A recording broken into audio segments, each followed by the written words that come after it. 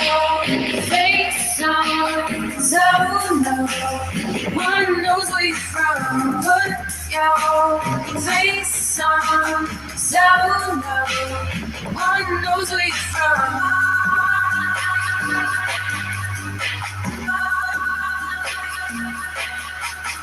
Hot sweats, hot breath, hot slips. Can't wait till it's done. Myself, no sweat. Can I see you again? Can I see you again? Can I see you again? Can I see you again?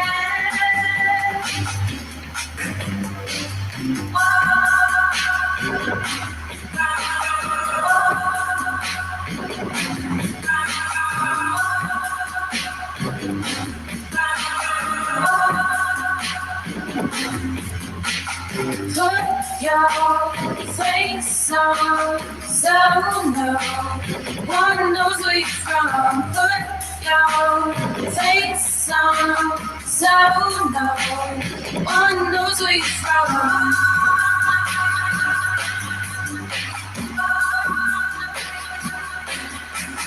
Hot sweats, hot breath, hot slips. Can't wait till it's done.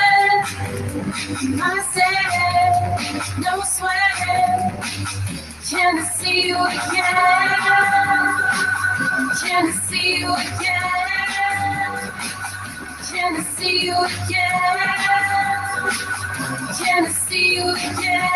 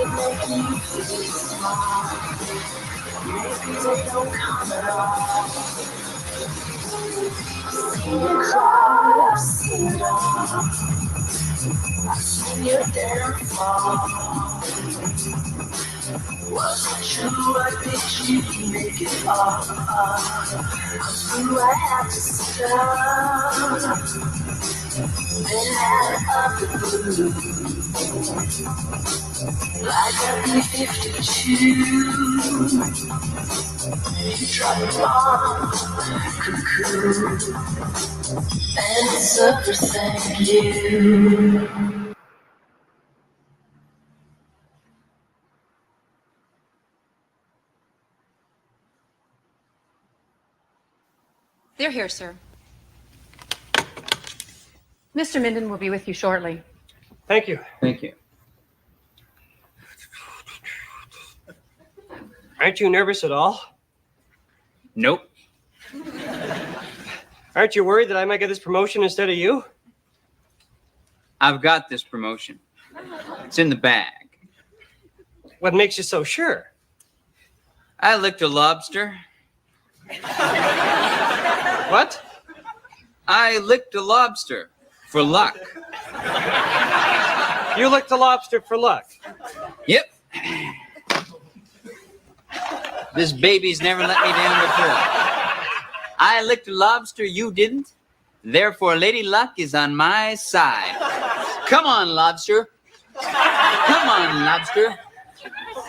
Look, forget it. Licking that lobster isn't going to help you. You don't have a chance at this job. You have a terrible work ethic. Socially, you're inept. Plus, I have far more experience than you. Oh, really? But I get the job. He don't. I get the job. He don't. I get the job. Let go of my lobster. Come on.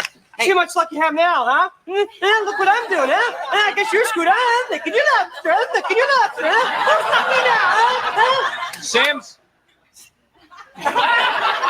I was going to give you the job, but I see you're busy licking a lobster. Congratulations, job's yours. Thanks. I knew that lobster would be lucky for me.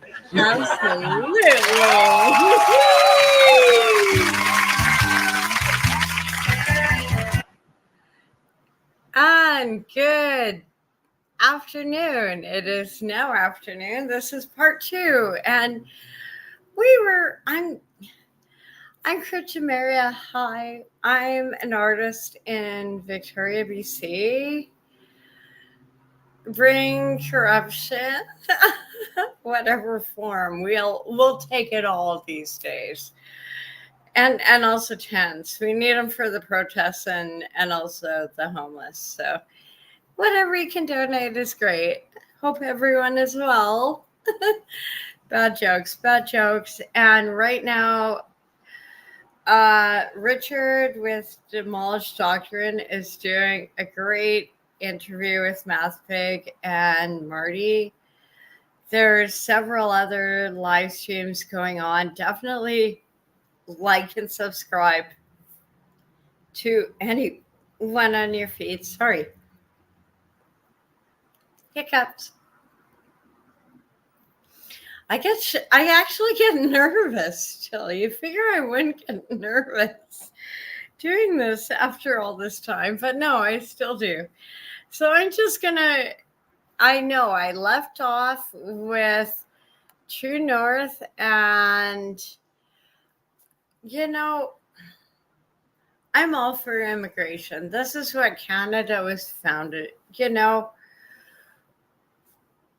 even from the Vikings in Newfoundland back in the day, like we really tried before, but that didn't go down well.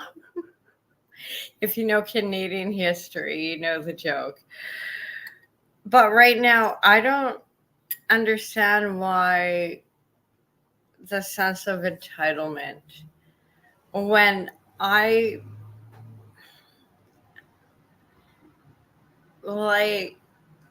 feel like it is so hard to find jobs right now in a city that seems to usually have jobs, but if companies are getting kickbacks from the government for hiring migrant workers, a lot of people are getting displaced through the job market that traditionally need jobs, probably don't want those jobs, but they need those jobs to feed their babies, or their pension isn't high enough, but meanwhile, these students coming in, it is awesome flying. Good to see you. Yeah, it is so freaking foggy here. It is like, I'm glad I didn't have any bread in the cupboard, because it would just be like, it's like being on a boat today. Like I can literally, and it's not because I have hippie incense off the balcony. It is just, I can see the clouds coming in. Everyone's just like, It's why I entitled my blog, like it feels like February. Sometimes February is this warm and probably less dry. Well, right now, what is it? Let me just check. I'm curious now. Okay. It's not telling me. Screw you, Google. You have one job. Tell me stuff. Now, what is the temperature? Bastards. How is it off? It's like on my calendars. Yeah, I know my appointments. I do not need to look at that. Sometimes. And so I know I finished off my last stream, but a friend came by and I wanted to say hi and talk to him. And, you know, just have a moment in real life. Sometimes that's valuable. I probably need to do more of that. I'm totally hypocrite, but when you see the mess of our universities, our government, our institutions, everything we enshrined as Canadians, you kind of get like, all of us are international students, brother. We are done with them. Brother, why did you posted that video? Are you from here? Go back to Toronto, where you came from. I'm going to step in your face. We don't have any space for more. Whoa, okay. That sounds like exactly the spokesperson who should be speaking up for international students trying to stand. No, you keep going, Cupcake. You sound like so polite, and I'm just like, no, like, you are here to go to school and then go back. This was not a guarantee of any kind of citizenship.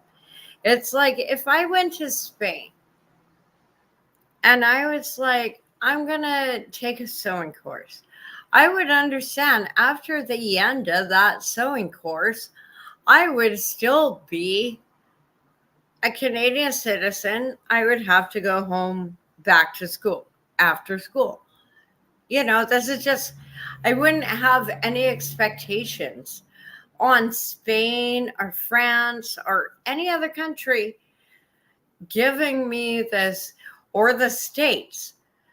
After I left UVic, I was this close to going to Vegas, but I really thought it would be a dumb idea as a little blonde 21-year-old going to Vegas alone for costumes. In the casinos. Yeah, no, probably not a good idea. But I was never also assumed I would have citizenship to the United States after that. No, I was there to do an internship. I was there to learn. And a lot, like, I would feel if I saw more women, but all I see is fucking military-aged men demanding for Jimmy's jobs. Sorry if that sounds racist or discriminatory, but I'm really confused what they're fighting for because they're not helping. Pick up a fucking hammer, build a house, then you help Canada, then maybe... Because even I live in a neighborhood that is very... And they are not happy with this level of immigration because it makes our whole community look bad. My neighbor's community, because it makes the whole Indian community look like freeloaders, and they ain't. And a lot of them have been in Canada as long as my family. So, and they're also very like, no, we need to limit this. We need to kind of put the brakes on this because they're not here to actually work. And you can't get citizenship like this. We have laws in Canada against getting citizenship like this. Why are we giving these people a free pass? And I say these people because it's not just Indian students. It is any international student trying to say, well, I'm a student here. My parents paid for here. I'm here. No. It is, oh, well, there's a dangerous one. There is a fucking dangerous one. Because they want, if you, like, look at Calgary. Like, no, if you are not an official citizen, you should not have the right to vote in any kind of election. You are a fucking tourist. I know, it's like, and meanwhile, it is so hard for Canadian students to even get into the game. There's so many students that, like, we are giving up. Why aren't we giving some of these seats to, say, like, people like me, low income students? When I graduated high school, I had straight A's and scholarships. I worked my ass off. So I have every fucking right to say this is wrong. These kids are getting handouts. and handouts and handouts. And now they want citizenship for what? For what? Rich parents? I wish I had rich parents. I wish I had that. Hey, maybe if I was Indian and not Canadian, I could qualify for some of this shit.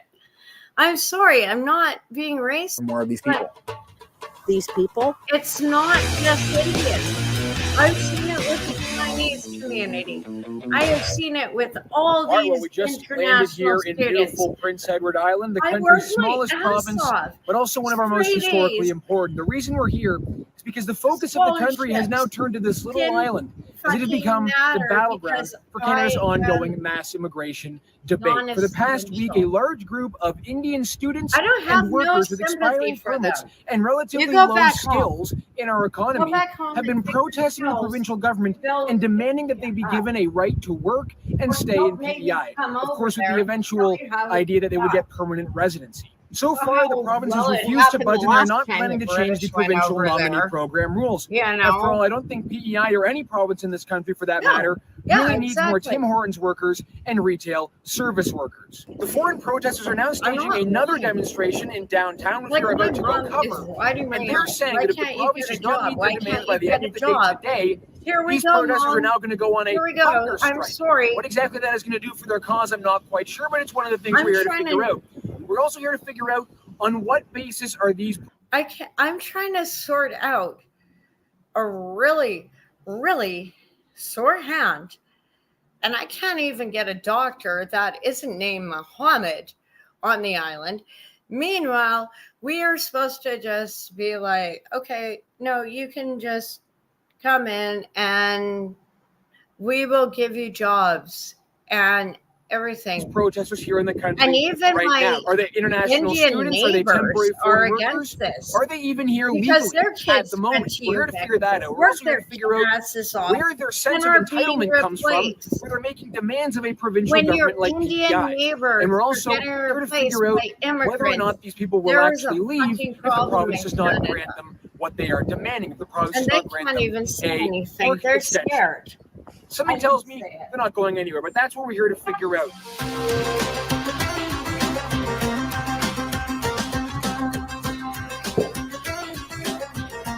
I don't see what they're against. They have been. I came as a student, international student, and I did my study in Toronto, Ontario. Then I made a decision to come in PI for my better future, and yeah. So over here, then we got into industry of sales and service factor. We had to do a experience. No sympathy. Here's a guy in a gold chain, and no, nothing against. It's probably imitation, but at the same time, you came over here.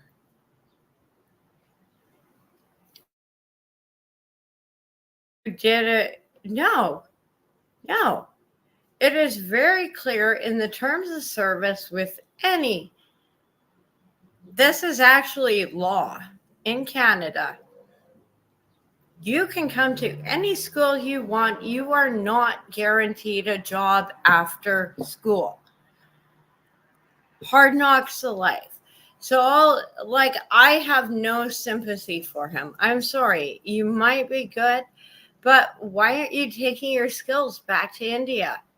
Of 1 year in order to be eligible for the PR and all. And So really, basically there are community, three categories. So because- first one is like a critical stream where we Like have why? to have an experience of 6 months. Once we are done with the experience of 6 months, we are eligible to get a PNP, which stands for Provincial Nominee Program. That's why we guys are over here. And in the beginning Yeah, of and this is. I would say January. So he's complaining because all these taxpayer programs haven't given him enough. Think about that the next time you buy groceries. Yeah, I know. Exactly. Look at, and also, it would be so different if they were interviewing women. But all of these are men. I see so few women. So apparently, like, what? Indian women are illiterate? Like, or is it just this demographic of military aged men coming over? And call me racist, call me a bigot, I don't care. Because there is something fucked up going on. January And he really 2024, can't they eradicated complain. the sales and service factor, We and they gave him eliminated almost us a at free all. Like ride. we guys were never over here. So that's one Oh, of the I'm things that sorry, we've been noticing about this Cupcake. protest. We don't know, like, whether you guys were international students or whether you guys were TFWs. So, did most of you come as students? Most of you came as I students, and am did a most of nerd. you study in Ontario first before coming to PEI? Yeah, so all of us are international students. It's not only about like most of them come from Ontario. Like people came over here across Canada. It doesn't matter whether they are from British Columbia or from Alberta, Manitoba. Doesn't matter. Some of them are from Quebec as well. So people. But just a question, where were you born? Like, because I know there are a lot of people, even in my neighborhood, who were born here and sound like that. Not to be, but at the same time, how the fuck is he an international student? Like, that is an excellent point. Like, I have no sympathy. This is just, I'm sorry. If you're a man, shouldn't you be sucking it up and going, like, and the whole point of going overseas to learn is so you can take back what you learned overseas to your home country in the vote of multiculturalism. Like, there are so many countries I'd love to go to, but Canada is me. It is my home. I'm not expecting any country I go to roll out the red carpet, give me like, oh, you came here as a student, you need a job, and we get to give you everything, especially like whatever, wearing that kind of, and I really hope it's a fake gold chain. Like, if you want to play fake gangster, it's, hey, thank you for coming on camera. And a lot of these guys were like, don't film us, don't film us. It's like, why? Because you have criminal charges in India. That's why you're over here pretending to be students, which is happening. This is what's happening. I'm not even mincing words. A lot of them come over under false pretenses, and we're barely even checking visas or criminal records, because a lot of them are like, oh, well, I know a friend of a friend, or like there's this whole laws of no worries, you enjoy dinner. I'm still munching on my food still. It's so frustrating, because when you've worked so hard, like, especially like trying to get straight A's through high school. Hello, Trusty. Good to see you, sir. Yeah, the sense of entitlement. Choose Oh, PI God. across Canada. So Freaking yeah, so it's not time.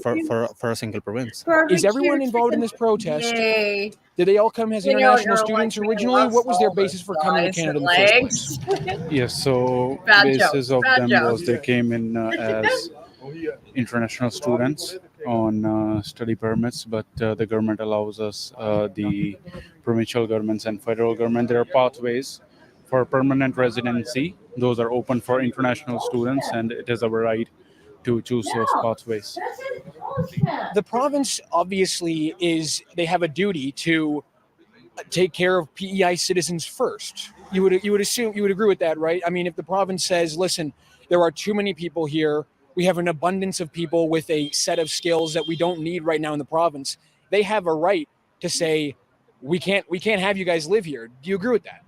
No, I don't agree with that at all because we have been here. So there were programs here with only 6 months of probation period from an employer. You were You know what? I would have no problem with this. How about these guys, instead of standing on a protest line, they start picking up a hammer for construction.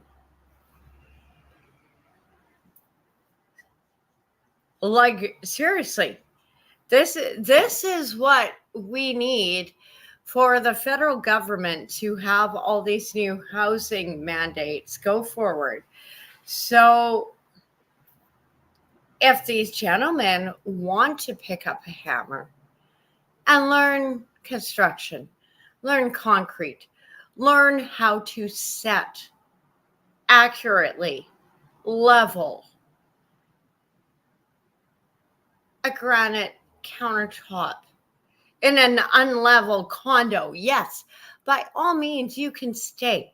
And I would generally, but they just want a fucking handout. I'm sorry, I'm just so fed up with this. Their sense of entitlement. were nominated for They your don't give a provincial fuck nominee about program. Canada. So Go why back. were those programs introduced at the first place then? Before, why were Well, those then you programs weren't going started? to. We came into those programs with And you're hopes. a dumbass. So those who needs programs trouble. are PR pathways for us. Admit you're a That is default. what we came here for. And Yeah, after you changing weren't the rules, they can't say, no, you have to leave. Because good. You know, because I think a lot of Canadian citizens didn't even know that these lazy little shits, and I will say that to any country, doesn't matter. I've dealt with this with the Chinese, the Koreans, like they come here, oh, you promised us this. And it's like, well, can you pick up a hammer and build a house? No. Now we have a housing crisis. So if these gentlemen want to grow a set, really, if they want to prove they're men and grow a set, they can pick up a hammer and help PEI wherever, you know, whatever province you're in, because it's all over. Help us. Don't just expect us to pay for you. That's not how it works. Otherwise, go the fact buck.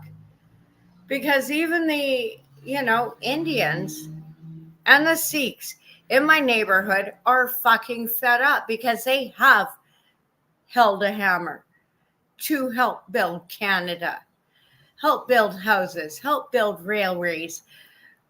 Doesn't matter like what little entitlement these little assholes think I owe them. I don't owe them shit. They should be grateful for me. They haven't been deported sooner. Call me racist. I don't give a fuck. because we are already here. Because We are this paying is so taxes here. They're, We are they're living idiots. here, and we have I work already my ass got off. one Why year am I or paying for 2 years of them? experience here. We have devoted our time, our money, and Okay, well, you could have devoted that to your country of choice. Let me, like, when it comes down to, I essentially, as a taxpayer, are paying for them for their little right to say whatever dumb thing they are saying right now in the freedom of democracy. I get my little opinion to tell them they are dumbasses. And if they actually were the gentlemen they were, they would take their degrees, go home, and help their neighborhoods. But they won't. We are being invaded. They don't give a fuck about Canada, do and they? we have devoted everything here. Does it? No. So what happens then if the government doesn't extend your permits? Will you leave Good. or will you stay? So we wouldn't be able to stay Good. Go back. Bon voyage. as Sorry. our work permits expire. We wouldn't be having jobs. We wouldn't have Pick up enough a hammer. food on the Go table. home. We would starve here without any jobs. So we will be fighting till the end. We are here to raise our voices till it is heard Nobody by the promised government. you anything, and why am So we I wouldn't supposed be to leaving pay that for easy. them? We want to fight No, really. Like, till the I'm sorry. Like, hey, these are, I'm not being racist. These are very attractive men, but I don't see any one of them going down on me. So why the fuck am I paying them to stay here when they're essentially useless men? Just say, pick up a hammer, build a house, otherwise fuck off. till our last breath. Now, if there are too many people with service industry skills, whether that be in the retail or in food and in coffee and whatever, where will you guys work with your skills if there are already too many here? That's a question I think people are curious to know about. Let's say there's an apprenticeship, right? If you want to go in a skills job, let's say carpenter or any job, at least you need 6 months of training in it, or you need to work a labor, then you will go on as a promoted as a That skill is job. bullshit. So for that, how could we? No, that is actual fucking bullshit. This man has no idea, because you can walk into any construction site in Victoria, and I would if my hand wasn't fucked up, and be like, I have steel toe boots, I am willing to work, I'm willing to show up on time. They just want a handout. Because I know for a fact from construction, we are looking for people. So if these lazy fucks want to just get off the protest line and pick up a hammer, I'm sure they would find work. And it wouldn't take 6 months. Construction companies are more than willing to help people, graduate through the immigration process, but they have to be willing to work. And these little shits they'd rather protest than want hangouts. Let's just camp out and pretend we're victims instead of being men and picking up a hammer. And I'm supposed to feel sorry for them when what he is saying about the Canadian construction, no, maybe they don't want to hire them because they're lazy little fucks. Because I know a lot of people who are Indian and work in construction and do amazing jobs. So this little shit is exactly who they wouldn't hire, even though they're from the same country. No, you have to have a job ethic. We at least need a They're time lazy, for that. Like entitled. 2 months ago, our permit extension, they were saying that we are accepted. People, let's say you say us, we are without skill people. So we were accepted 2 months ago. But now they say only skilled people are accepted. So let them give us a time to be skilled.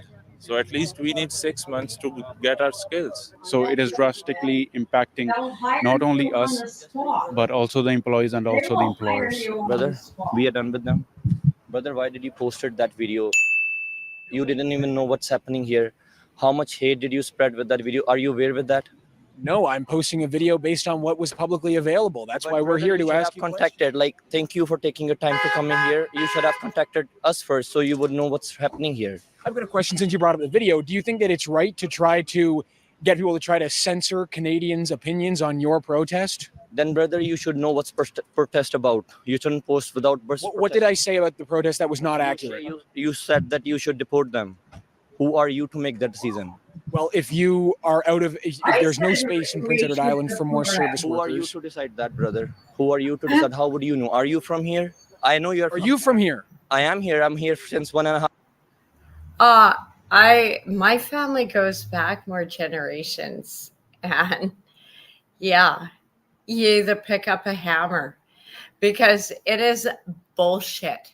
Construction companies will hire laborers, and if they see promise in someone, then you can get moved up way more ahead. They are being lazy, entitled, spoiled brats. They have come over from India with so much money and they don't even appreciate it. They just think Canada is this promised land, and it's not. And they aren't willing to work or fight for us. 1.5 years. Are Go you here back since home. 1.5 years? No, but I am a Canadian, so that is doesn't it. make you decide. They are here for that. That's why we are talking to them. I'm and we a are done with you. Canadian. Sit, guys. And I- Have your food. We are done with them. I'm Canadian. Okay. These are my people too. Apparently. Oh God. And then it comes to the weird part in this protest. I was saving this part because now we got the boss round. We got Gorlock. Yeah. If you know the we got genuine, I don't know what the fuck she is, but wow. I bet she gets a lot of cock. I'm kind of jealous. They're not just yours. No, I'm not claiming they're you're mine at gonna all. Yeah, you know it. She's just worried, like he's gonna move in on. Sorry, I'm being bad, but I cannot believe this level of stupidity. Doing this shit, keep posting. Step away. No, Step I'm not back, going to ma'am. post. Sit back. I'm not going to step back. I'm going to step in your face because you have no right. If you don't have the information, the accurate.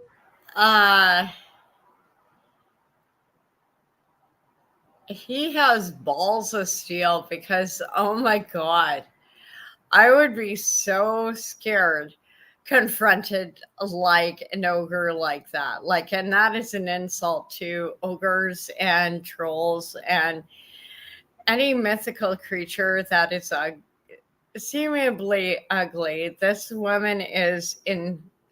Information. What did I get wrong about the You got video? everything What the wrong. Okay, tell me fuck? then. You're saying Indians are holding Canada hostage? It's not true. When did I say they were holding Canada hostage? You. I said that there is no more space in Prince It Edward doesn't Island for service matter. workers. There's no space for anybody on this island. Trust me. Right. Even So my why do own you want the fucking why people why don't do you wanna want help me. so? Okay. So I have a disability too, okay. but nobody on this island wants to help me as a person. My own people. We're here to speak with Now, actually. if We're it here to was- speak with islanders about Yeah. this situation, and I'm glad we're speaking. You said that there is no But you more. Oh my Lord. I living on an island, even though this one's on the East Coast, I can relate to this one on the West Coast. And yes, creatures like this exist. This is a wild carrot in their natural environment. They aren't really. They're more like an invasive species. They go in, they assume they know what they're talking about, but you can obviously tell this young woman. Yeah, it is a woman. I am so trying not to call her cow, but that's so disrespectful to cows and ogres and everything. Like, No You more know space what? in this island. There's no space for anybody. That's including you. hyenas. So go back to Toronto, Tasmanian where you came devils, from. I The don't main know. organizer, like if you get a permission from him so that you guys can post it, otherwise we can let you know. Sorry. So if the organizer doesn't want us to upload our own video, we're not going to upload our video. Oh yeah. I'm so sorry about that. If that's what I got to know. Okay. Well, I mean, yeah. Well, That's we not recorded how it, so I it mean, is. it's Democracy. yeah. No, I know, but it's not going to be a thing where we're not going to upload the video. What would you say to the fact that maybe the province says we don't have any space for more of these people? These people? Would you care to clarify what you mean by Well, the these people? protesters. Okay. Because you might want to watch your language a little bit too. Did I say something wrong?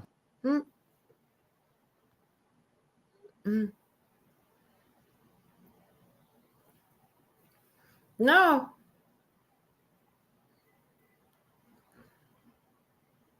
I know this is a touchy subject, but I think he's kind of on point. Just a little. Yes, those people is not appropriate. Okay. They're protesting. They have the right to do that. And making rules after the fact is not a good thing to do. So they came in under a program that said this work would be eligible work. You can't change the game midway. You can't say in a baseball game, oh, not going to play 9 innings. Let's only do 6. Do you think that the country needs more people who are in the service industry? Do you think the province needs more people who are working in the service industry? Their plan is to recruit for that anymore, or to have that be a possible path to citizenship. But you can't change the rules in the middle of the game. That's the issue. You feel like there's a worker shortage in PEI and you need more people? I think so, yeah. What about housing? Is housing a major issue in this province? Does it feel as though there's not enough housing supply? I think certainly our population growth in the last 5 years or so, I think, has outpaced the increase of the housing stock. So there has to be a little bit of leveling out somehow. I don't know what the solution is, though. Our population of older than 60 is growing, and they're going to need more care, and they're going to be exiting the workforce. So, well, there you have it. All right. So we've come all the way to Charlottetown to report on this protest, which is receiving national news right now. It's really become one of the focuses of the country because the mass immigration debate is playing out here in the streets of Charlottetown. We went here to interview these people. We found some very interesting information, like, for example, that these people were international students who came to study in Ontario before coming out to PEI to get a permanent residency position. That's how they've come to this country. They are, in fact, international students. They've come through the diploma mill scheme in this country, and now they are demanding to be able to stay in this country, demanding that the provincial government change their rules to allow them, without any required skills in the economy, to be permanent residents here in PEI. Quite the interaction we had with the protest organizer and that pink-haired radical activist who decided to get in our way as well and to get up in my face, tell me that I had to go home. How is that helping? It was also Rupinder, the leader of the protest, who, of course, is not from Canada. No. He is not a Canadian. No. He's not a permanent resident here. But he asked if I was from here. Who are you to decide? How would you know? Are you from here? I think the reality is I know more about this country than he does, and I have more of a right to talk about what's going on in this country than he does. And well, that wraps up our coverage here of the Indian migrant protest taking place in Charlottetown here in PEI. We're going to be back out on the streets of Charlottetown tomorrow to talk about the housing crisis here and the rise in population that has made housing unaffordable in this province. Signing off, Harrison Falk. Oh, I had a good article on how BC's housing went, and they compared those. Oh dear. Give me a second. I know Queenie is live.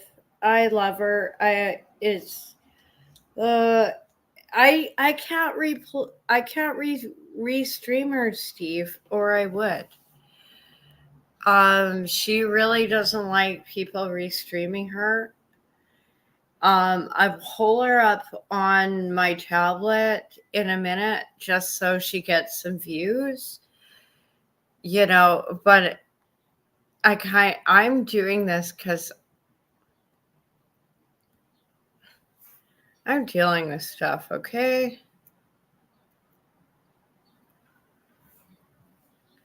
Thank goodness. Thank you. Thank you. Premier Doug Ford has added his voice to the province's strong stand against decriminalizing drugs. Ford says he will never support it. CTV's Queen's Park Bureau Chief Siobhan Morris reports. The flurry of letters began with a note to Toronto's top doctor, sent by Ontario's Minister of Health and Solicitor General. And we don't want to have a failed experiment happen right here in our Toronto. Taking a firm stand against Toronto's application to decriminalize possession of small quantities of drugs. I will fight this tooth and nail. Next, a missive from the Premier to the Prime Minister demanding a review of safe supply sites and to require buy-in from provinces, like Justin Trudeau said mattered for decriminalization. We need to work with all partners, including provinces, on any proposals. Then the mayor's office got to typing. I'm releasing a letter asking other levels of government to collaborate to tackle the drug toxicity epidemic killing 500 Torontonians a year. I think we need to look at the person rather than the substance itself. The letter includes a list of things Toronto would like help with. 24/7 crisis beds in the city. Because right now our emergency are inundated with people who are suffering from addictions. The letter also calls for teamwork on expanded access to treatment for all kinds of substance use, more supportive housing, wraparound social supports and referrals, and evaluation and monitoring to lead to permanent long-term funding. Moise can't say what all of this might cost. But I can say to you, doing nothing actually costs us more. It affects our hospitals, it affects our shelters, it affects all our programming. Right down to clean up for parks. A third of the people that are homeless, that are in our shelters, want drug treatment program. Moise pleads with the province to look at what's working when it comes to safe supply. The programs we have in Toronto right now has saved thousands of lives. And without it, it would be a lot worse. Moise doesn't see the need to formally withdraw Toronto's application for decriminalization. He says with the province not on side, it's clear it's an ask not going anywhere. At Queen's Park, Siobhan Morris, CTV News. Well,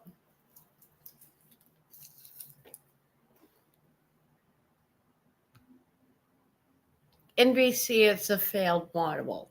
It is failed. We have failed. Whatever experiment between Dr. Bonnie and Dix and Evie and the federal government has failed.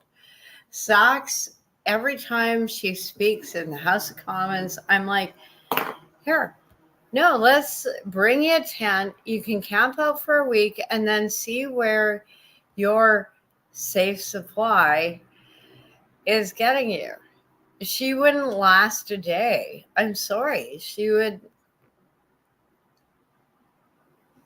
Communist Canada. The inherent vice of capitalism is the unequal sharing of blessings.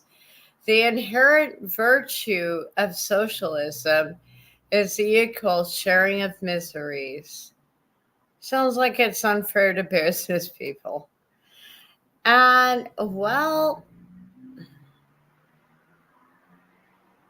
the murderous and barbaric president of Iran has died. Ibrahim Raisi, otherwise known as the Butcher of Tehran for his 1998 massacre of over 3,000 political prisoners, is now pushing daisies.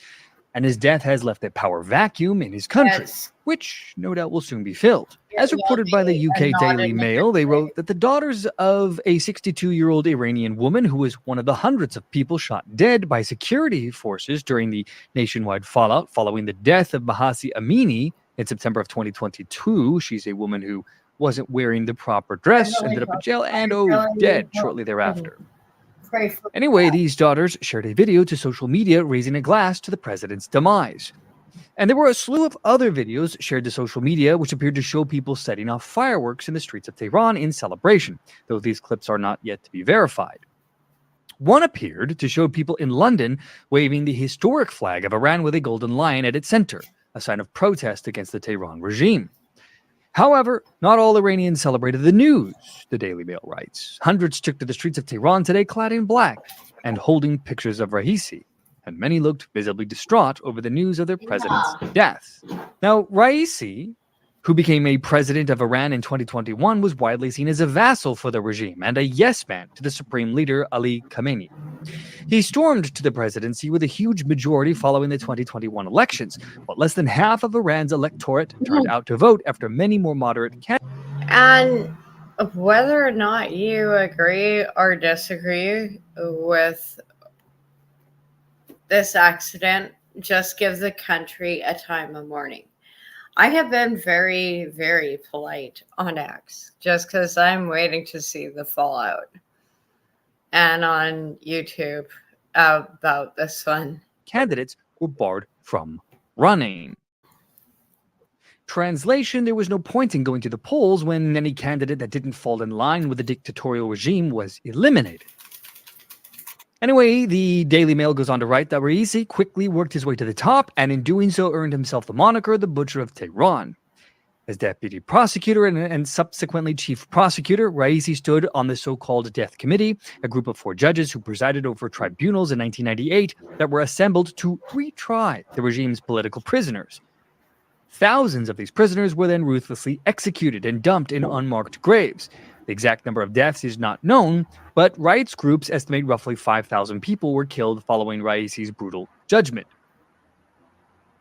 Now, not only was Raisi loyal to the Republic and its supreme leader, but throughout the 1980s, he had developed a close relationship with the then president of Iran, Ali Khamenei. Khamenei went on to become Iran's supreme leader following the death of Khomeini in 1989, and is undoubtedly responsible for charting Raisi's path to the presidency in 2021. Following Raisi's election, his hardline position became yet more evident, no surprise, and in 2022, he ordered tighter enforcement of Iran's hijab and chastity law restricting women's dress and behavior. It was under these orders that a 22-year-old Mahsa Amini was detained in September of 2022 by Iran's morality police for wearing improper hijab, and died 3 days later in hospital, sparking mass unrest. The resulting months of nationwide protests presented one of the gravest challenges to Iran's clerical rulers since the 1979 Islamic Revolution. Hundreds of people were killed, according to rights groups, including dozens of security personnel who were part of a fierce crackdown on the demonstrators. The president said acts of chaos are unacceptable. You know, the real tragedy of Iran is that before this brutal Islamic regime brought their people back to the Dark Ages, they had been undergoing rapid modernization. This includes westernization of their culture under the rule of Shah Pahlavi. Now, to be fair, Pahlavi was not necessarily a good man. He ruled with an iron autocratic grip. However, key in both the success of his regime and the eventual downfall was his so-called white revolution. You see, he did things like bring women's rights and social freedom to the country. Women in pre-revolutionary Iran were encouraged to pursue higher education and professional careers. They gained the right to vote and were elected to parliament, which, good luck with that ever being a reality now. The fashion scene in Iran had become quite vibrant under the Shah, with women freely adopting Western styles. The hijab was not mandatory, and many women wore Western-style clothing. And Iranians enjoyed a variety of social activities. Men and women mixed freely in public spaces, something you will never see today. And Tehran and other major cities saw significant architectural developments which blended traditional Persian elements with modern designs. However, the good times were not meant to last, as the 1970s, thanks to the global economic financial instability, would eventually lead to inflation spikes, which brought about significant reduction in purchasing power and living standards of Iranians at large. This was the opportunity that the religious zealots and their useful idiot allies, the socialist communist wannabes, had finally come.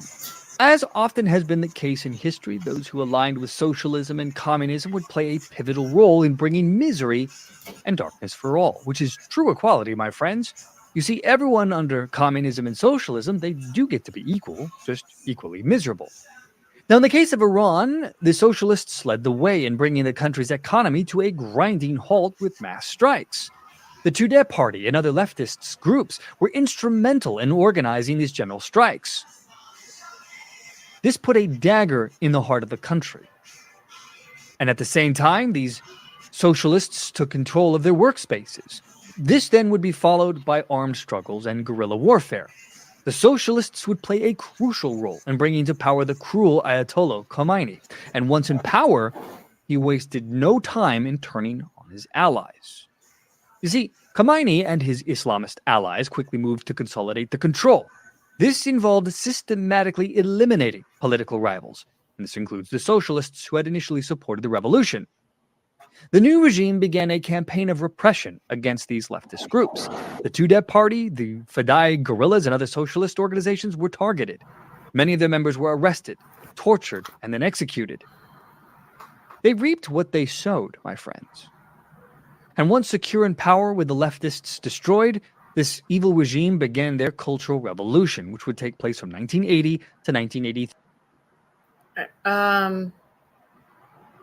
Steve, don't take it personal. There have been so many glitches over all these platforms.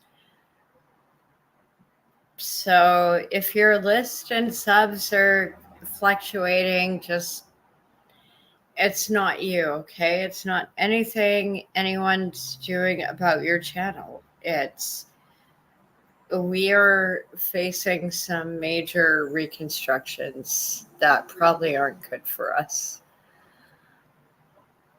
Sorry to put it like that, darling. Its purpose was to purge the universities and other institutions of these so-called leftists and secular influences. The Islamic regime would allow no dissent in their new empire, and they went about stamping out any. See, here's the weird thing, because I always considered myself like left and very accepting of Islam. I've read the Quran. I studied it. I studied the Bible. Like, I think people take what you take to your heart, but also like realize there is a huge difference between politics and religion. And we need to start separating ourselves. Because like these Palestinian protests, like if on UVic campus, and I'm Christian, and the Muslim organization on campus is like, yeah, this isn't us. And I'm like, yeah, I know. We've never gotten along, obviously, over 20 years. But we can agree on this one. You know, what are these kids being fed? Who's paying them? Because it's very well any funded resistance they and could find. organized. And so all hope of a better tomorrow was dashed, just as it always is when it comes to dreams of socialists and communists. Now let's go back to the UK Daily Mail article. I guess They go on to write that Miss Maryam Rajavi, president-elect of the National Council of Resistance of Iran, said that Raisi's death represented a monumental strategic blow to the mullah's supreme leader and the entire regime, adding that his death could spur people to rebel against the government.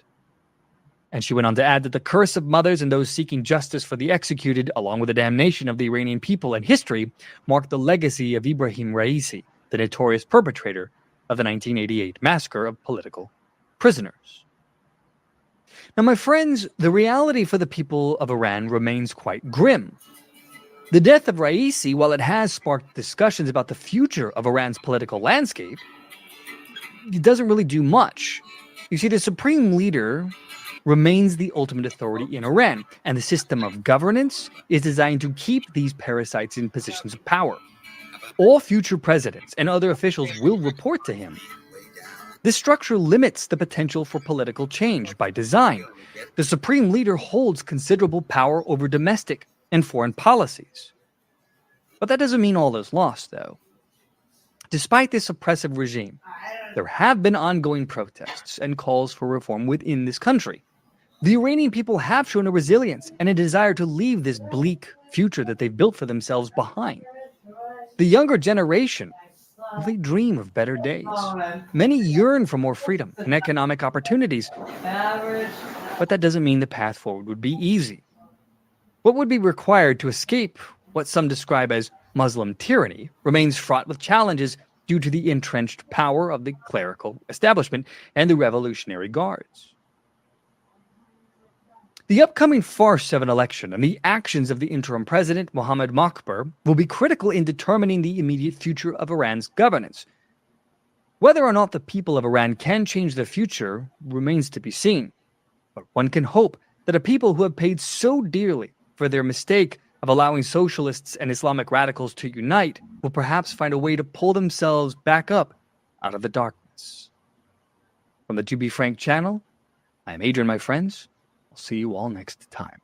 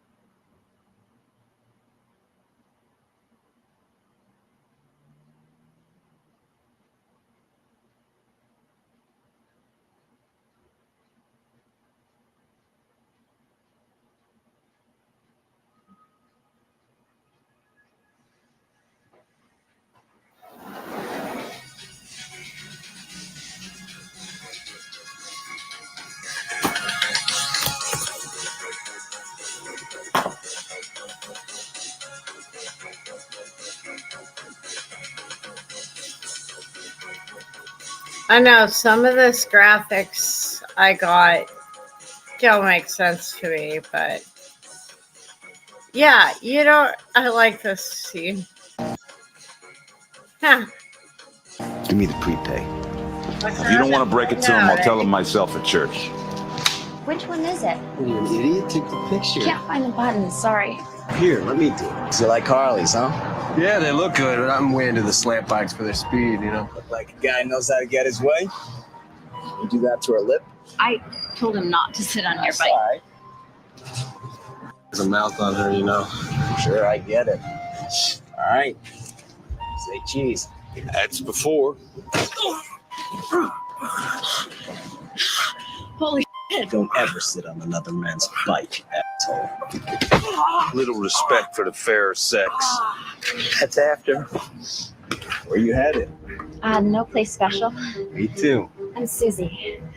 I'm Jax.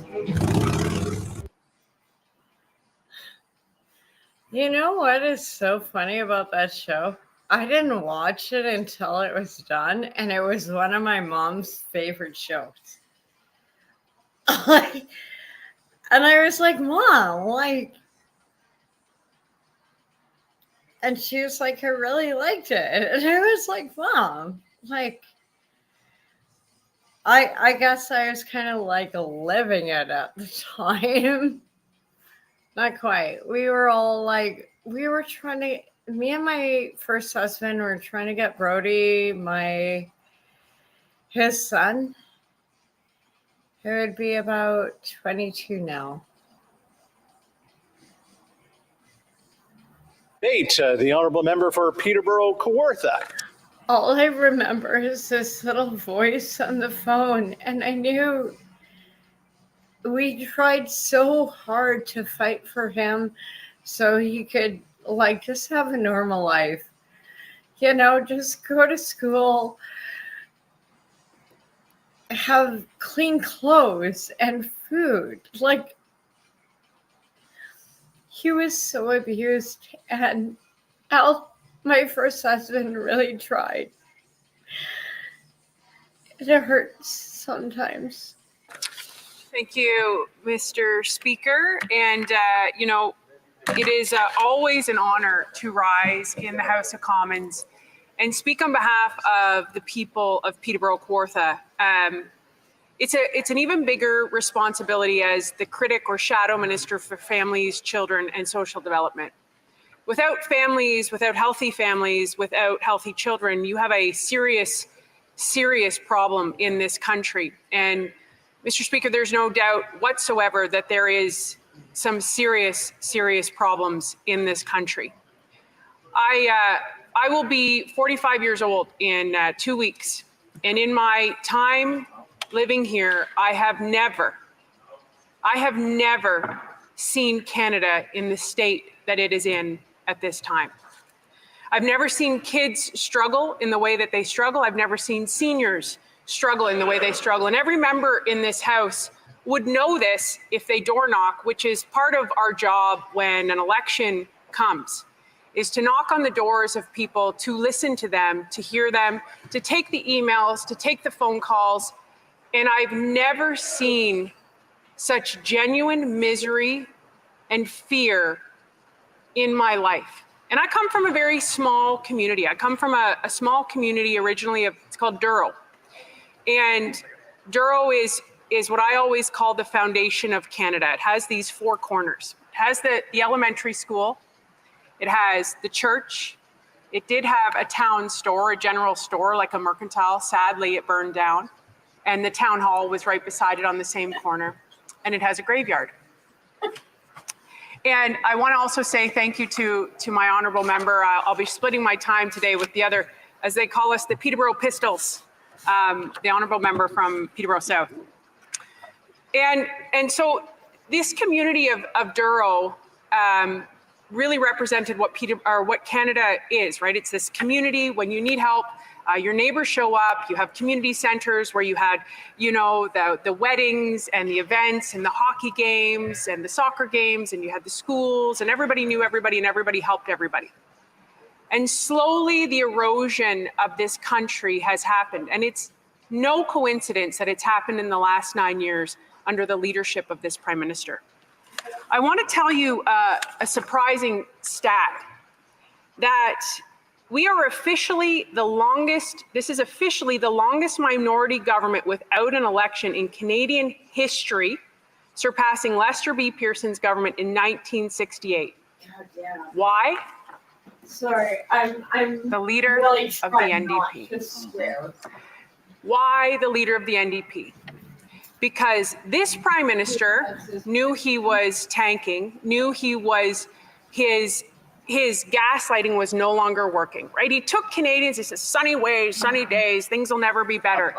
And Canadians caught on really quickly when they realized they couldn't afford the interest rates, they couldn't afford to keep their mortgage, and they can't afford food.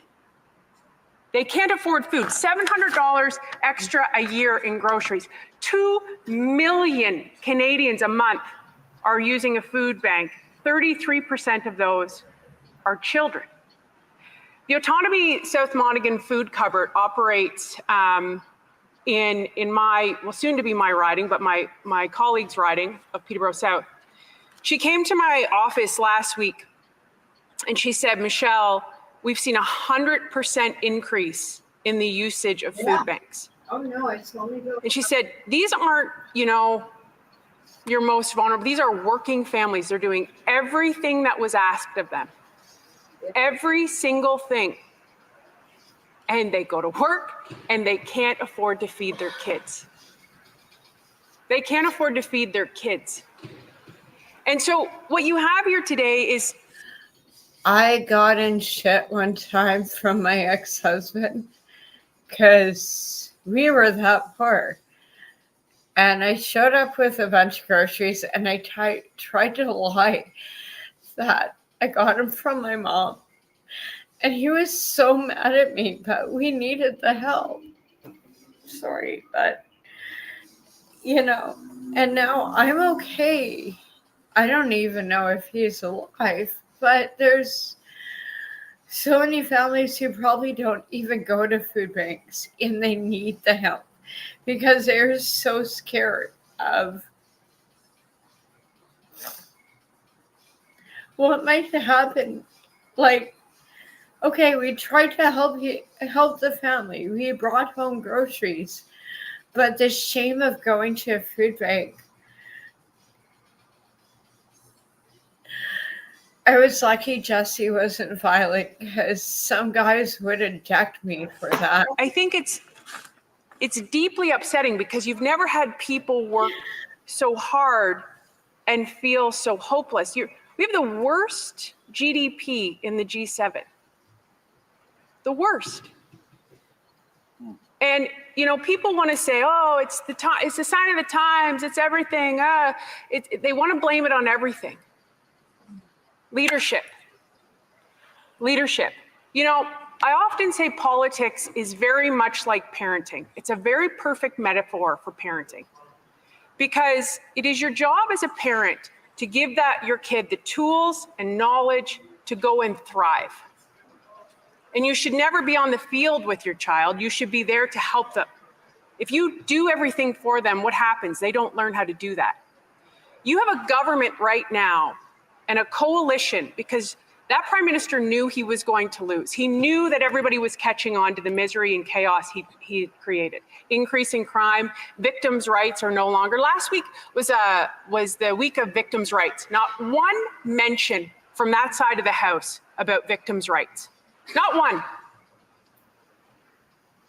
But hey, you know what? Let's make sure the criminals have all the rights they need. Let's make sure they get transferred to medium security without telling anybody. Let's secretly do that.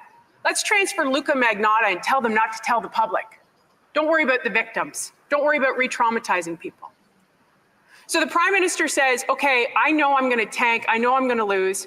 I'm going to go get the leader of the opposition to sign a coalition with me. And then we're going to say all of these things. We're going to continue to gaslight Canadians and hopefully nobody will catch on. Everybody's caught on. Nobody believes anything they say. And they're so frustrated and exhausted.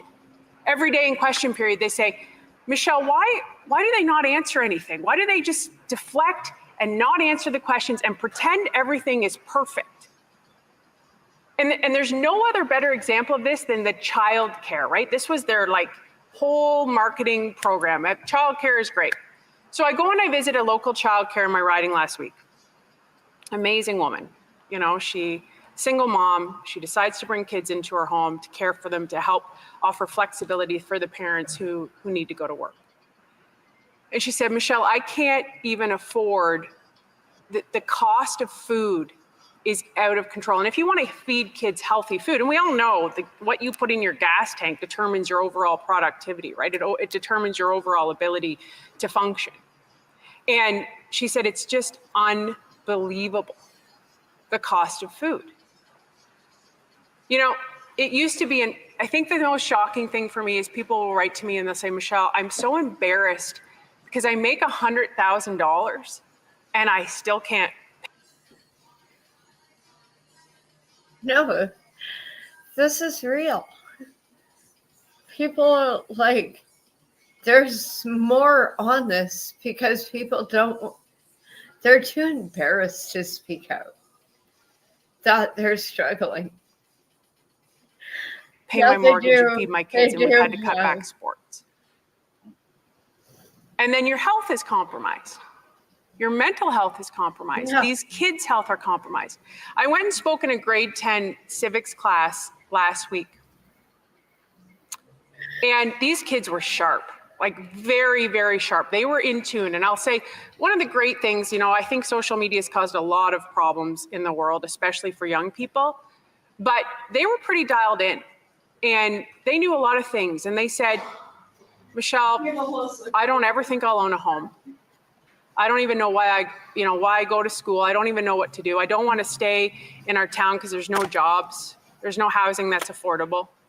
These kids are 15 years old and they're burdened with adult problems. Yeah. And they were genuinely concerned.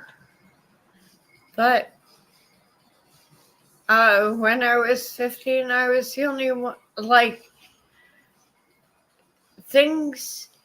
everything we were promised in high school is gone. It's like, how do we get our country back? I don't know. And so I think there's this real problem of acknowledging the actual facts. And here's some real facts to change the course we're on. If you tax fuel, every single thing goes up. Yep. Every single thing. And this carbon tax is the demise of an already crushed society that can't afford to live. It's like, oh, you're down? I'm going to punch it while you're down just a little bit more. Mm-hmm. And it's wild. You know, you go talk to any farmer, you go talk to anyone, especially business owners. And for the record, small business is the whole backbone of this country. It is 98% of this economy. And they are being destroyed every single day. When you increase the tax on the small business, these are not people that are swimming in gobs of money. They are trying to make a living. They're trying to provide a service for families, for themselves, and they can't do it. They're shutting down. Anybody, go downtown, any major city in this country, and the boards and the out of business sales, restaurants. Why? Because this prime minister, who got into a coalition with that guy for power and control, has doubled down an ideology that you can't make your own decisions. They know what's better for you. They'll do it for you, and they are going to cripple you and make them dependent on you. It's baffling, and it's so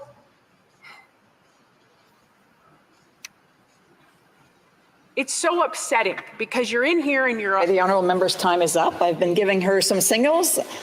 Questions and comments. She can add to through the questions and comments. Questions and comments. The Honourable Parliamentary Secretary of the Government House Leader. Thank you, Madam Speaker. And, it's interesting to have the contrast between the Conservatives and the Liberals. When you take a look at, I made reference to the Prime Minister was in the city of Winnipeg. We talked about a national food program, making sure children are eating. And the Conservatives, all they stick to, Madam Speaker, is spin after spin after spin. Sure, there are concerns, and we are very much aware of those concerns. There's a CTV report that just, that had come out that I had Googled while the member was speaking. And it says, in comparison to other nations, Canada is ranked second lowest nation. And it's referring to inflation rates. Canada is not an island, Madam Speaker. We continue to fight inflation, 2.7% today. We continue to. Okay, as someone on an island, can we leave Canada?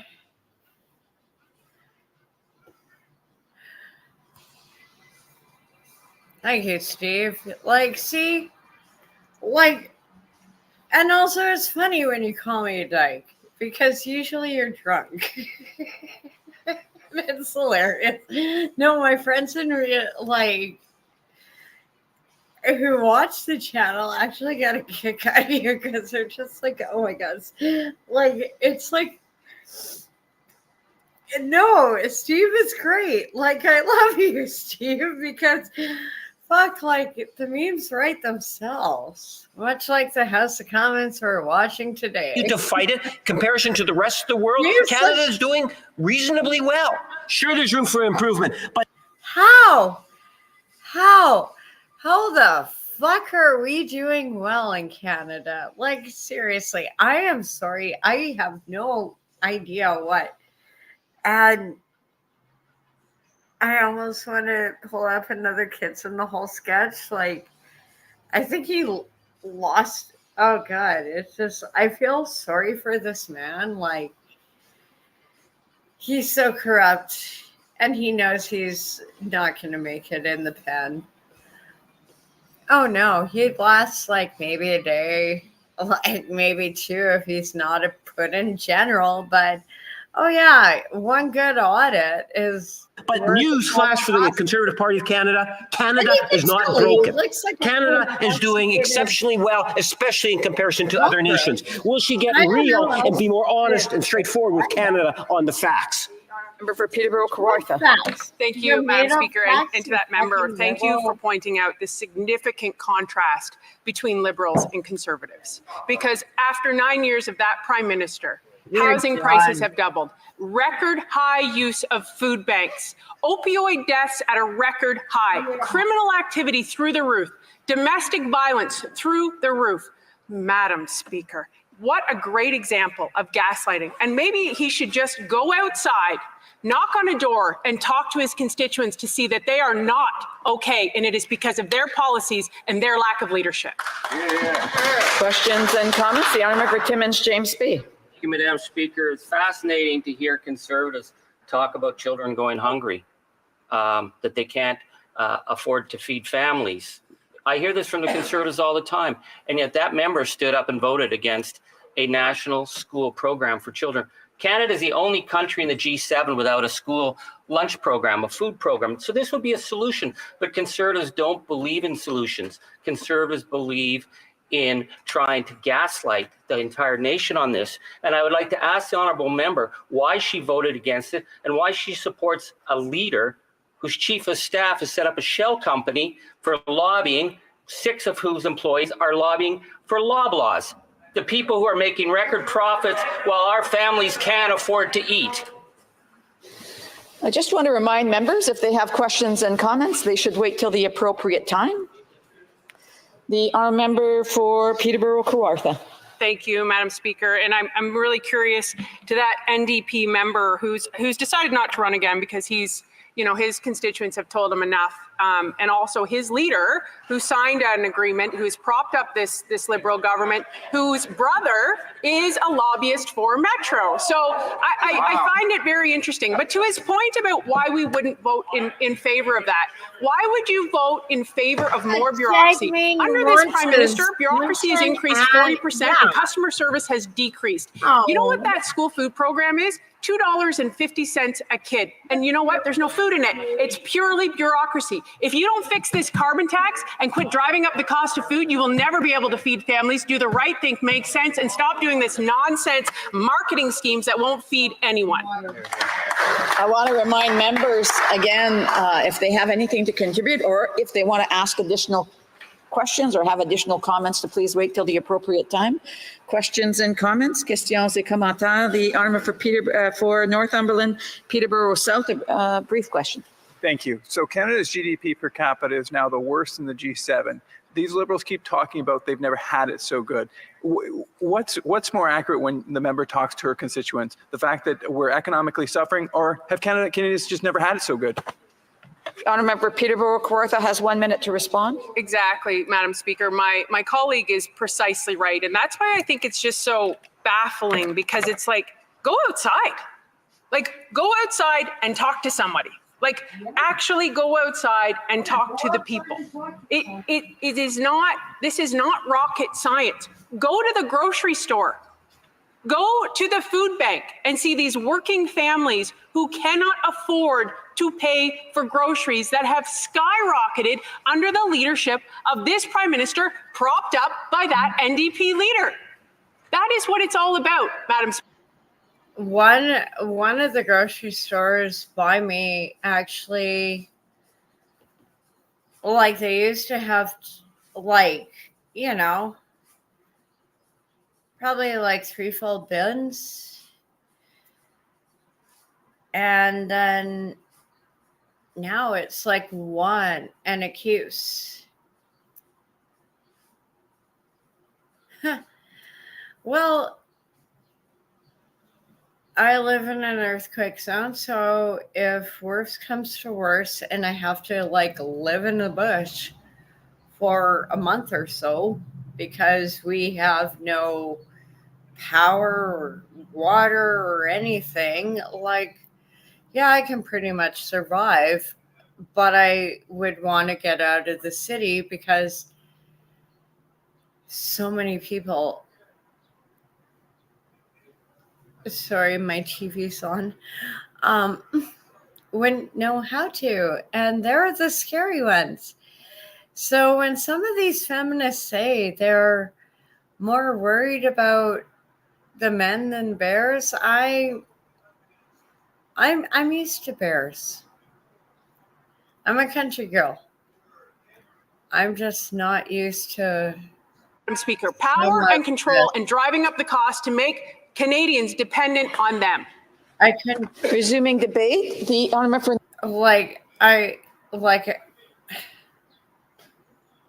I sure as hell am not used to people when I am trying to do just regular human stuff and go to my accountant or go to my lawyer, and I have to get like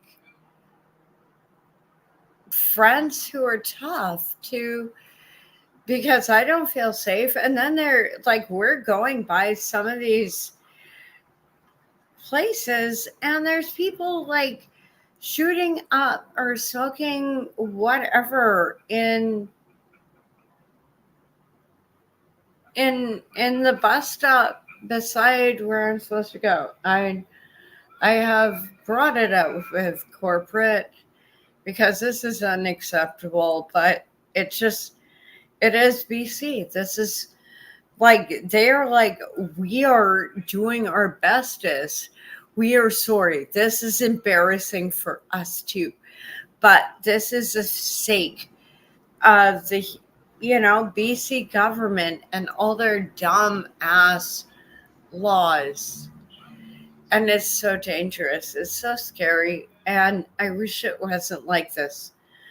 Like, normally in my past videos, on my other channel, I was always like, come to BC, it's so cool. And now I'm like, oh my God, maybe staycation. If you're in the States, Vegas is still okay if you know where to go.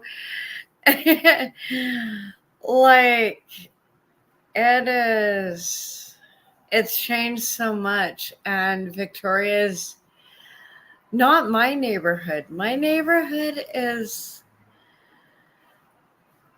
I know, I'm even like glowing when I say about it. It feels like a small town. Like it hasn't changed in 20 years except for the real estate prices, because if I had bought back then when I was graduating university, I could have got one of these little houses for like 100 to 200K. Now they're worth $1 million. And I love my apartment and I love my neighbors. And, you know, also, I don't need much. Like, that's why one of these little, like, wartime houses were perfect for me. I just want a yard. And you don't get a yard. Okay, one of my neighbors has the balcony for the yard, and she, you know, she's awesome. She's awesome. We've only met a few times because she's like on first floor and I'm on second floor, and but she is just so awesome. And like ultimate mama bear, grandma bear, like, oh yeah, she's like, no, I have this suite. And her suite, I would not like, I like mine because if you want to break in, you gotta be Spider-Man, okay? Like, you better be good at climbing, or what I have at the front door of my place. So, okay, most of the time it's left open, and it's like, if you step inside, that's your chances. Especially after people know I love her suite, but I love her suite so much. And it's a 3-bedroom. Mine is a 1-bedroom and a den. So I basically have a beautiful bedroom. I love my bedroom. Half the time I just want to sleep. And then I have a walk-in. Unfortunately, under Victoria, even with everything Evie is doing, I could not have another tenant into my place to help supplement rent. And also, it would really take a special person to live with me. You know, I don't sleep.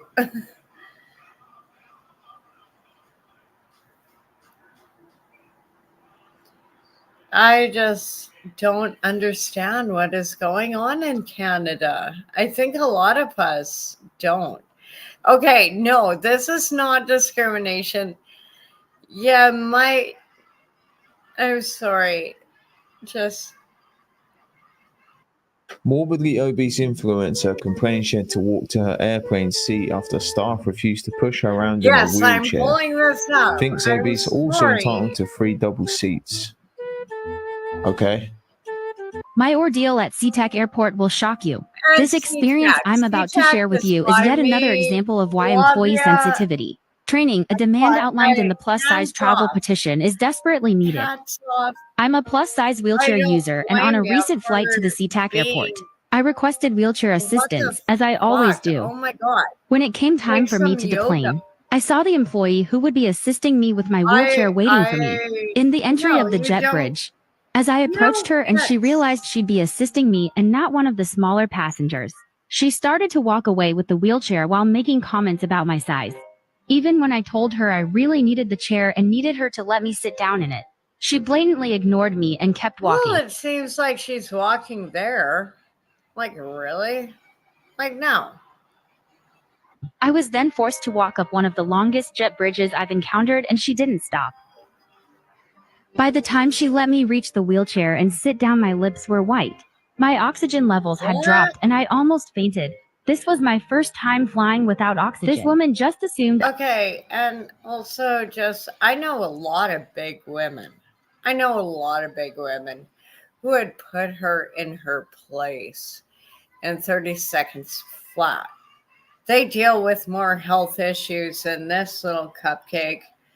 And it's like, no, you get to your seat. Obviously, you can walk. You don't need, like, your hand held.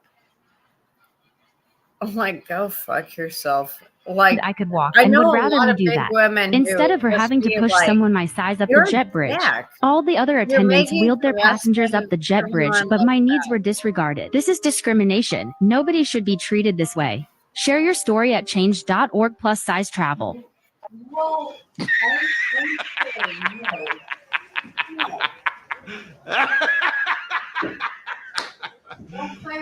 You serious? Even if that woman wanted to push you, how the hell was she going to get you down that aisle? And maybe she wasn't physically able to push you in the first place. But yet, you, the wheelchair, and that aisle, it ain't happening. So saying it's discrimination, sending out this petition for people to sign, and saying you should be entitled to a free extra seat. If you want to pay for the extra seat, then take it by all means. Yeah. What about the people who have anxiety when they're flying? They don't give them extra room. Or people who have ADHD, just give them first class so they can move around more. like, sorry, it's like I want to travel, but I'm thinking about some of my instruments. I know that sounds weird, but if you're a musician, I'd rather book a seat for my guitar. And I'm sorry if that inconvenienced some fat ass. I'm sorry. I'm gonna protect my investment. And it's, if you play drums or guitar, yeah, if you play if you're an artist, hell, I would pay for the whole row just for the fuck, so I didn't have to deal with dipshits like that. You know what I mean? Like, I'd rather that. No, sorry, I own this row. I get the window seat, the middle, and the aisle. You can fuck off. I booked this well in advance. And I also made sure I didn't have to open the emergency hatch door, because I've done that before, and I'd rather sleep on a plane and enjoy my ride and enjoy the window and the middle and the aisle. Those people have just got to bite the bullet and get on with it. So have you. So you want to hear my hot take on plus size travel and why I think every plus size traveler should get a free second and even third seat on an airplane? Then you better keep watching and sign my petition to make some real change. Let's just state facts. Plus size travelers need more space. And many people agree that plane seats are too small, even for the average size person. As a plus size traveler myself, I know how uncomfortable and unsafe it can be to squeeze into a tiny airplane seat. We are not asking for special treatment or luxury accommodations. We simply want enough space to travel comfortably and safely without fear of being discriminated against because of our size. Okay, there is also a thing called physics. And you have to equally differentiate the weight on a plane or you crash. So yes, if you guys, hey, let's just start a heifer line. You want to have you guys make your own airline. Otherwise,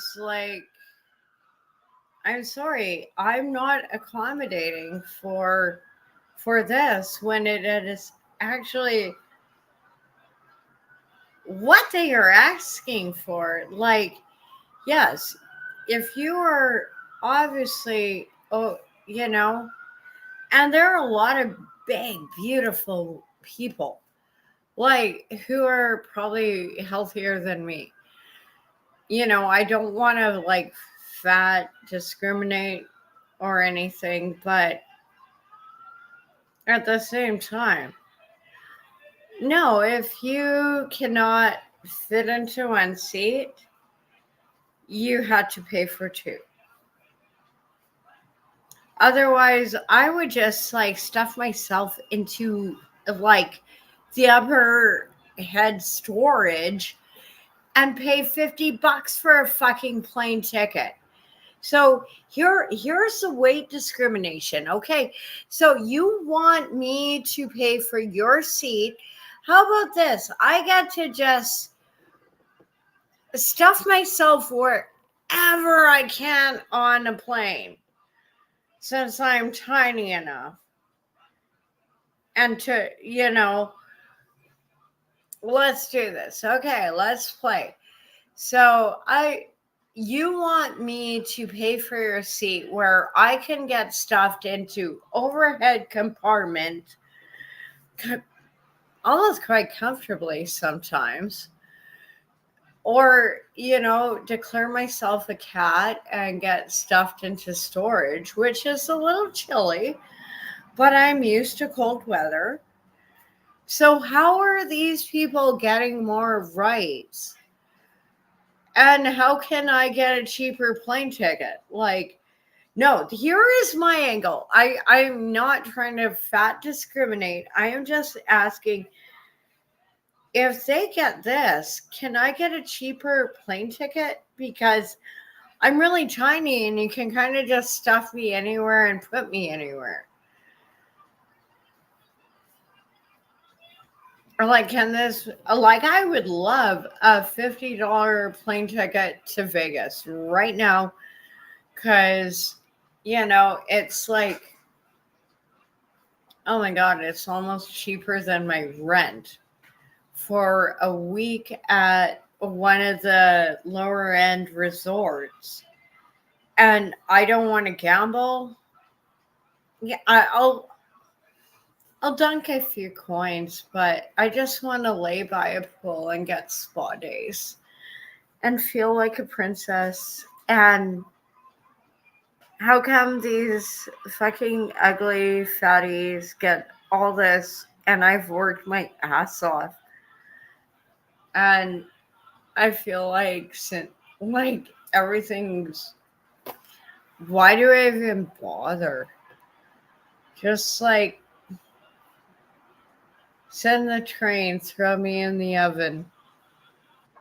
It's Sorry, truly bad that joke, simple. bad If you joke. agree that every traveler deserves to I fly think no one comfortably and without fear of exactly discrimination, got that. then go ahead and please sign my petition and share it with everybody that you know. You finished? Yeah, I can agree that plane seats are small and uncomfortable for the average person, but I don't be demanding 2 or 3 extra free seats, man. And she literally said she's not asking for special treatment or luxuries. I think you are. At the end of the day, if you want more comfort on a plane, then first class is there for a reason. So if someone's like 6'5" and they can barely fit in that seat and their legs, you know, bent up against the seat in front, do you think they should be entitled to extra leg room? I think why not? Just like this guy here.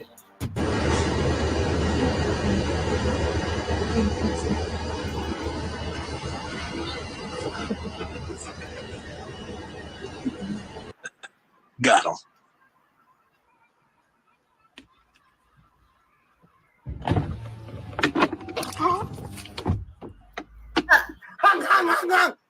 A guy that I went on 2 dates with, two dates with, who had only ever seen pictures of my dog, took it upon himself to look up my address and mail me flowers from my dog on Mother's Day.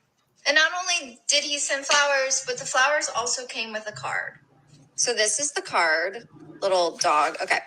Dear Mom, I think about you every day. Can't wait to see you and give you lots of cuddles and kisses. Happy Dog Mom Day. Love, your number one fur baby. P.S. I heard you met this amazing guy who has 2 dogs and lots of room to play.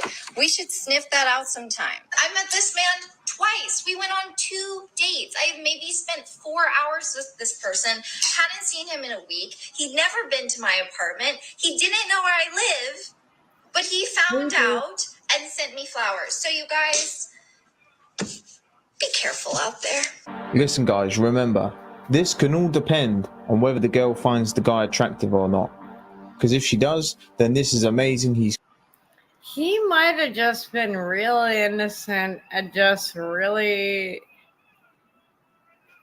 this could have been, I know it sounds like so creepy on the surface, but I'd give the guy like a moment. I would just like shut it down instead of posting it on Instagram. Like, especially he sent her flowers. Like, I don't think he was probably, I don't know the guy. I don't know her. She seems more psycho than him at this point. What do you even say these days? Like, oh God. He's cute, he's charming. This is the greatest thing ever. But if she doesn't, he's a creep, he's a weirdo. But me personally, sending something to a girl's address when she didn't give you the address is kind of mad. But still, this is what turns nice guys into savages. Because when you try and do a nice thing and then you're scrolling through TikTok and you see the girl you took out on a date has made a video showing everyone the nice thing you tried to do. But most genuine people, if someone does a nice thing for them, even if they're a stranger, they appreciate it. Just like these people here. Excuse me, darling. I just want to say you look absolutely beautiful, and I got these for you. Oh, no, thank you. Very kind of you. I feel like mummy to a girlfriend. No, I'll give them to you. I'm trying to make people's days a little bit better. Oh, thank you so much. You're Very welcome. Kind of you. Thank you. Have a great day. Thank you very much. Excuse me, darling. I hope you have a great day, and I got these for you. They're for you. Yeah, and I hope you have a great day. Excuse me, sir. I got these for you, and I hope you have a great day. No problem. Have a great day, brother. God bless. God bless. How are y'all two together? Y'all trust each other 100%? It needs a That's lot my phone. sometimes. A little. Gav, who's Gav? We gotta open that. Cutie. We got scroll up. Do they got history? No, bro. It's all good. I'm in bed with her. She's my girl. You're not concerned of who she talks to? I'm not worried about it, bro. So you don't care if you get played? I'm not gonna get played. Okay. Who is Logan? That guy. It's the what guy? Yes, Black guy. Okay. Oh, February 2nd. Y'all said a year, right? Yeah. Yeah. Did y'all have a relationship? Yeah. Relationship. This guy? No, I met him in high school. He's like a lot older than I am. Chandler. Oh boy. Let's go through the chat. College, and he You want about the chat? Nice hat. Okay. That's what happens, bro. What an idiot. This guy's really afraid of losing his chick, so he's just letting it slide. Man, some of these guys will never learn. She's just got those backup plans stacking up. Simping don't get you anywhere, and it's probably the reason why this guy's getting played in the first place. Living in denial is never a good way to get to happiness. But they say they don't. They say they want vulnerability. Yeah, so when if you're vulnerable, it's like, if well, you're what do I vulnerable, choose? you get punished. Exactly. There's no double whammy, right? You open up to a girl, you share your heart, and then they see weakness, and they're like, "All right, I'm cutting this off." Exactly. Yeah. And then you're in more spot. And you have to have some sort of story that you've already processed, that you've already dealt with, and so it's not really vulnerable, but it sounds. Yeah, it's like 2 months ago this happened, but now I finally get my stuff so onto it, and I I'm not have a actually plan to being solve it. vulnerable. But that actually happened 2 months ago. freak out in You want a guy who's already processed the emotions, who has the stoicism and the confidence to deal with them correctly. That's why if a guy has a problem, you don't run to a girl, you run to your mom or the boys. Because girls don't want a pity party. I'll always be here for you. Thank you. I'll be here for you too. Thank you. I'll be here for you. Thank you. That girl screaming no whilst these guys are trying to talk about the feeling really just proves their point, doesn't it? Don't buy it, guys. Girls will say they want a vulnerable guy, a guy who wears his heart on his sleeve, and then if you try and talk about those feelings, what she'll say is, I'm not your therapist, I'm not your mum. Don't freak out, be a man. Exactly. Don't fall for it, guys. Don't fall for it. Like the man said, if you got an issue, you talk to the boys, people you trust, your mum, people who ain't going to judge you. Because the girls out here don't want to hear it. All right, guys, I picked this quote because it kind of summarizes some of the things I've said in this video. So today's daily quote is, if she ghosts you, treat her like a ghost. Next her. Have some self-respect. There should be no reason whatsoever to prioritize a woman who treats you as a backup. Enough said. Enough said. This is straight facts right here. But I hope you all have a blessed day, and I'll see you in the next one.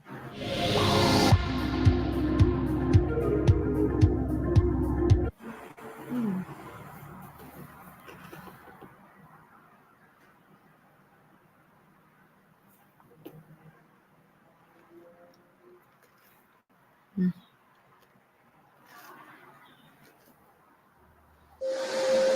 10, 9, 8. So the Lord God caused the man to fall into a deep sleep. And while he was sleeping, he took one of the man's ribs and then closed up the place with flesh. 7, 6, 5, 4. I was born a male. I started living as a female when I was 19 years old, had a sex change when I was 30 years old. I've now been living as a woman for 28 years, and I fully regret this.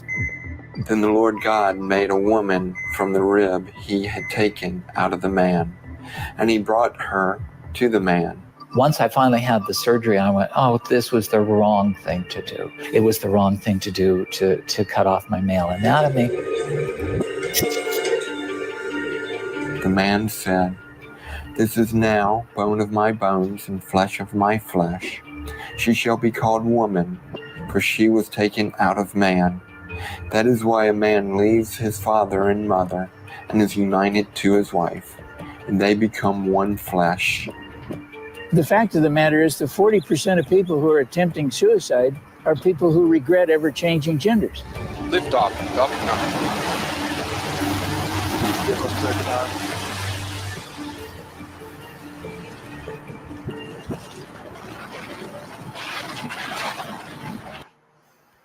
And wow.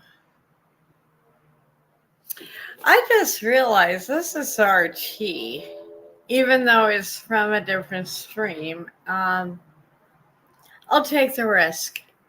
I'll take the risk and let it play. If I go to jail, I go to jail.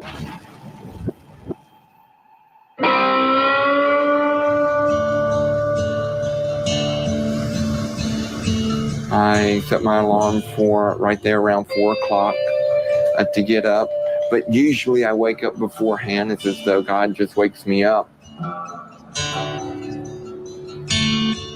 I read the Bible, and then I pray, and then I try to be still and listen for His voice, His guidance. Hi, my name is Billy Burley. I'm living here in Lompoc in this house, and I used to work for NASA. Y'all come on in and let me show y'all around the house a little bit. So the weather over here in Lompoc is exceptional. We don't have air conditioning over here, and so we keep the doors and windows open for a good bit throughout the year.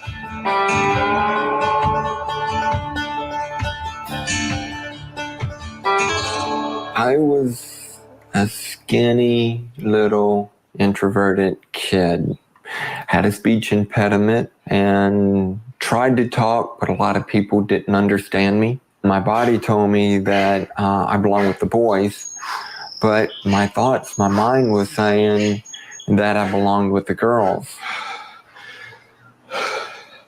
And I didn't know which way to go. Wanted to be like my sisters. I thought I should be like my sisters. And when my older sister started wearing makeup, I started playing with some of her makeup in the bathroom. Carmelli, I'm going to have to shut you into a room. Can we pause for just a moment? Yeah, sure. Come on, Carmel. Let's get you into a room back here. You are going to keep moving around. Come on. Quiet, bad dog, bad dog. Hold one moment. I will try to silence the dog. Dottie, go lay down. Lay down. Can I just make a statement? I'm not trying to shame anyone. I am just trying to understand this, because as this is how adults feel comfortable, like, I am totally okay with it. But I have to draw the line at kids. And the line in the sand in Canada right now is kids. And I'm sorry for any of my friends who are trans. I'm not trying to belittle you or shame you. I need to protect my country and stand up for what I know is right. Especially since a lot of you transitioned as adults, which I respect and I have always fought for. But you can't do this to kids in Canada, especially when you don't even, half of you can't even find us on a map. Down. Go lay down. First off, my name is Renee Jacks, and I'm an author. I've written 8 books so far, 3 of them to do with transsexuality. I was born male, grew up in a very conservative Republican family. My father was pretty much absent most of my childhood. He was an alcoholic. My mother was mentally ill. The childhood was so troubled and so traumatic that in retrospect, I was able to look at it and realize that there was no way I was getting out of childhood normal. You go and you take a shower and you're there to get clean, but every time I had to take off my clothes, every time I went to bathe, there's no getting around the fact that I wasn't a girl, that I was a boy. And that really is the one memory that sticks out, is just how much I hated my penis. By the time I left high school, when I was 18, I was cross-dressing most of the time once I was away from school. And a couple years afterwards, I ended up in San Francisco, which had a very small gay community. And I had made the decision by the time I was about 20 to start living full-time as a girl. When you start dating people, and if you pass well enough, the whole purpose is, are you a transsexual or are you a woman? And in my mind, I was always a woman. I'm wanting to date, and I'm not telling the men that I'm dating that I have a penis. And so when they find out, they become violent. There were a couple instances where I was beaten very badly. I'm Miro Đorđević. I'm a surgeon and urologist, and I'm a leader of Belgrade Center for Genital Reconstructive Urology. Our center is very well known, especially for transgender surgery, and we perform all types of transgender surgery, male to female, female to male. And I have to,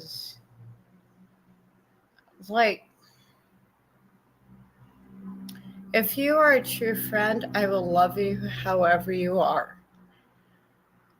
But we need to stop endorsing this on minors. I couldn't get breast implants. I couldn't get tattoos. We need to have honest discussions, and actually, without all the rage or all the, you're trying to counsel me, I'm trying to counsel you. We need honest discussions because I do not want my family to go through this, to think this is normalized. And I don't care if you hate me for saying it. It's not normal. Redo surgery with possible complications, and one of the very, very actual now reversal surgery in regretful after one of another one way in transgender transformation. We try always to make a genitalia to be first very functional and then to be more acceptable in aesthetical view.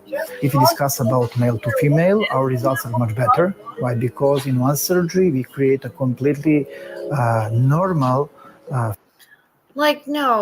No, when it comes down to it, at the end of the day, isn't the biggest thing in the Bible or any of your family wanted just be comfortable in your skin and love who you are without mutilating yourselves? Why is it just me that is finding this so disturbing? And I know a lot of trans people, and hey, you did this as an adult, I salute you. We cannot keep normalizing this in Canada. And also, if this wants to be normalized in Canada, me as a taxpayer doesn't want to pay for it. So here's my line in the sand. You want to abuse kids and keep doing this? I don't want to pay for it as a taxpayer, since we have this disgusting socialized medicine model. Okay? You have no idea how disgusting some of these operate. Female genitalia, and these persons usually can have sexual intercourse, can enjoy in sexual activity. According to our experience, more than 90%. Transgender surgery starts to be very popular for both persons, doctors, and you can find too many jokes on this field. Oh, I'm going to make my genitalia to be different like now, and I will be a very nice lady, or I will be a very strong man, or something like this. And after that, after some event like alcohol or drug abuse or something like this, you're awake from anesthesia with the new genitalia. The main milestone was finding a doctor who would give me the hormones. If I get the hormones, female cross-sex hormones, my life will be perfect. And then you think, well, if I can only get my voice, get my male voice up here, then that... To pass. See, here is the line. And I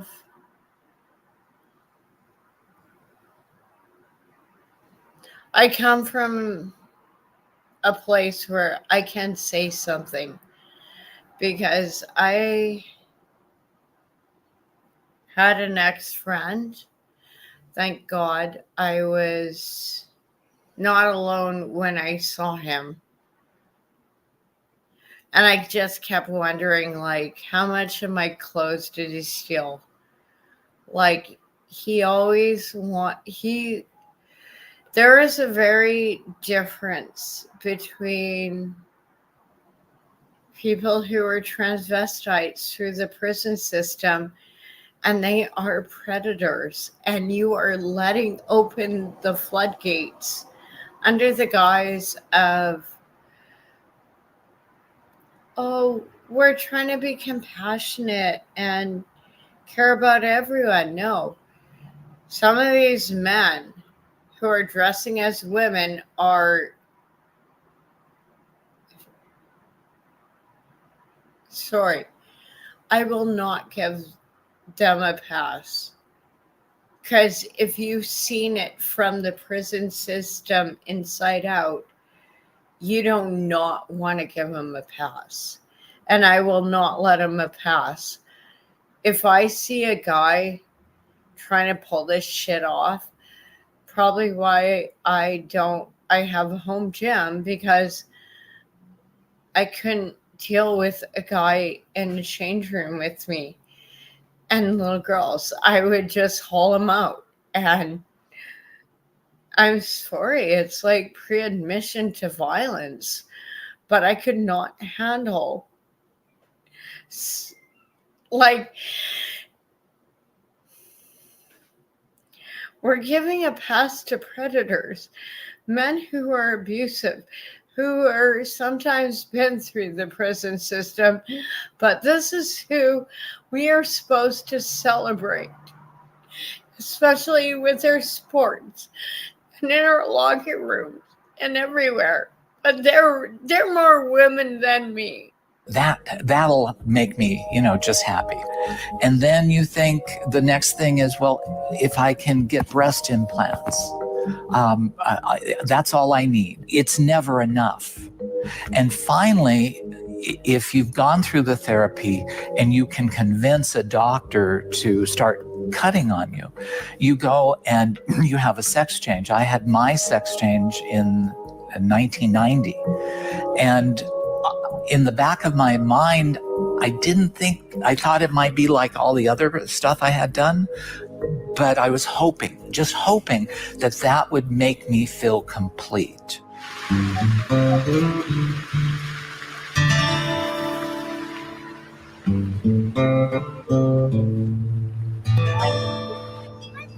I don't want to get in there. So why would you tell your neighbor that you did something that was so stupid? It's absolutely ridiculous to tell a neighbor, hey, I was a transgender and I've detransitioned. Pretty embarrassing to go through a gender change, to be that stupid, to believe that you can actually change genders. You got to be pretty ill-equipped to handle the truth.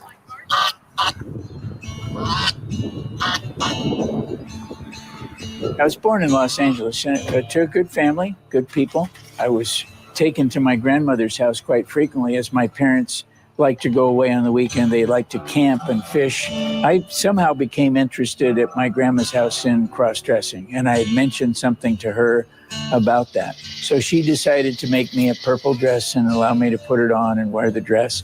And I have nothing against guys cross-dressing. You want to just don't break my leggings or stretch up my clothes, okay? Don't wreck my heels. Like, I don't care what.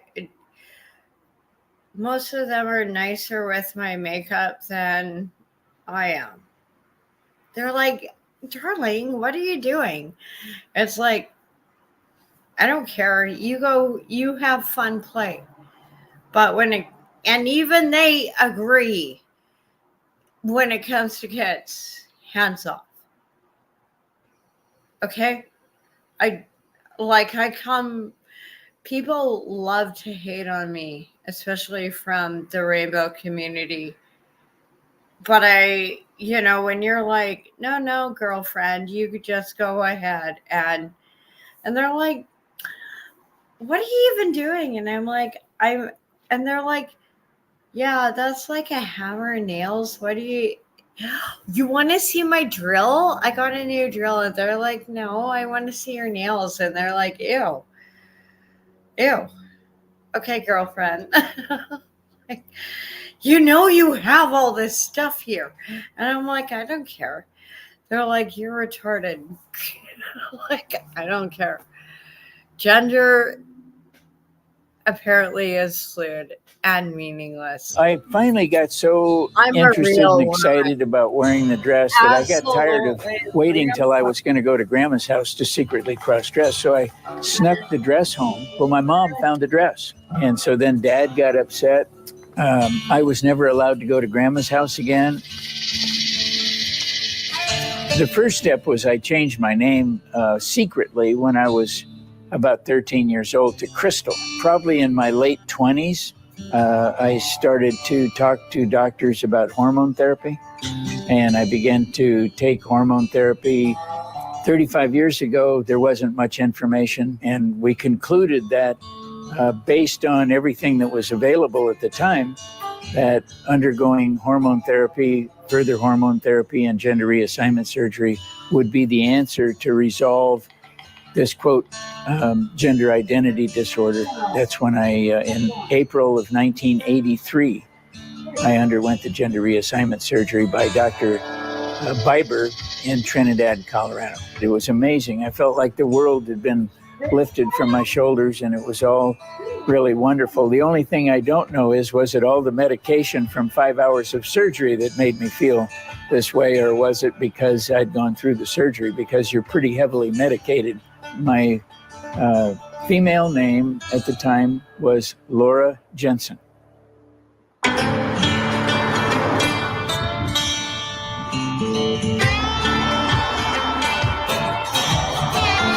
Lompoc is a nice town. It's quiet and it's small.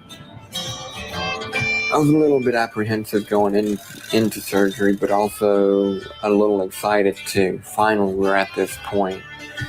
And after going into surgery and then coming out of surgery and being in the elevator, I asked somebody, "Is it gone?" And they assured me that it was gone. And I was very relieved. I was losing a lot of blood through the surgical site. What they did was kept putting gauze into my new vagina, but I was excited. I was excited that finally. Oh my God, I am so sorry. This is so cringe. But also, like, I'm sorry, but I don't understand this. Why would you do this to yourself? Like, fine, you want to dress up in women's clothes. No one cares. Just don't be abusive about it. That was my issue with any of the men in my life who were gay or trans or cross-dressed. Just don't be abusive. And then seeing all these men like doing this to themselves, it's like, why the fuck would you do that to your body? Just for what? I don't understand it. Like, I would really love, I will, like, I can post my link, because I just want to understand this. Because to me, it just seems like needless invasive surgery. And okay, right now my tendon on my hand is right down here. On this hand, it's right up here. So all you dumb faggots are switching around your junk, and I can't even get my hand fixed to work. So I hope you feel all entitled about your genitalia. Okay, can I just say that? I am so sick of this. Like, can we get back to common sense? Like, normal people. Like, why am I, as a taxpayer in BC, giving all this money to you idiots playing gender switcheroo when you could get therapy? And I can't even get my hand fixed to work. So fuck you. Like, seriously. And I'm going to finish this because I'm fed up with you, faggot. This is done. This is now behind me. Gross So that. now I'm starting my new life. Oh, you should have kept going in the first place. I never had the full ability to have intercourse because the vagina that they make is so small. So anytime I tried to have intercourse, it was extremely painful and it wouldn't happen. So these surgeries are nothing more than plastic surgery. They don't create the phalluses that they create for female to males.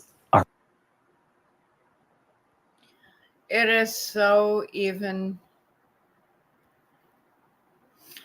Like, this is a man who potential women. It is so even more disturbing for a woman to a man to create a fake penis even after the hormones. Like, hey, if you watch wrestling, you know, like, you take enough testosterone, that clit will grow.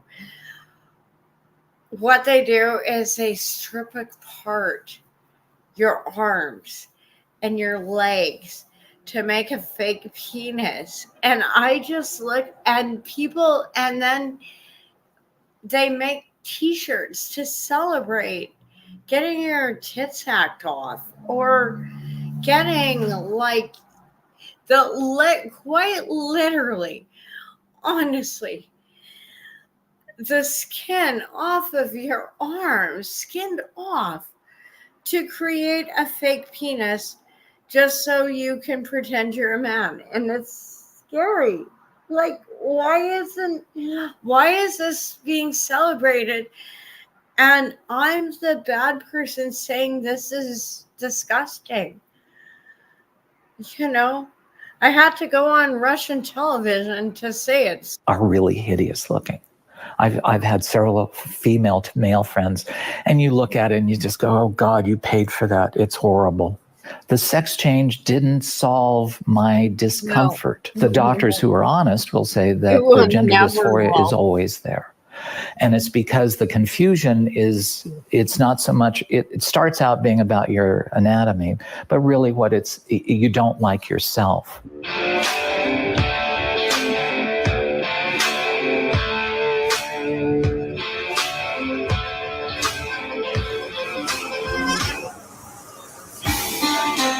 Being a freak in society, being, I call it in my book, a social pariah, is not the way you want to live. The isolation drives you to despair.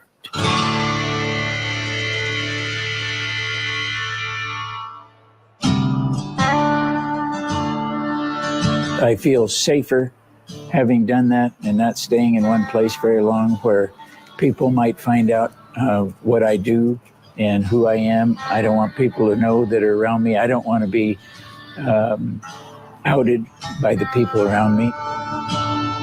This is my entire office right here. My computer, my desk, my chair, my slippers, and this is where I sit and work. I don't need any more than this. Everything that I do is right here on the computer or on the phone talking to people. How are you? Doing good today. Doing good. How about you and KC? Yeah, we're doing good.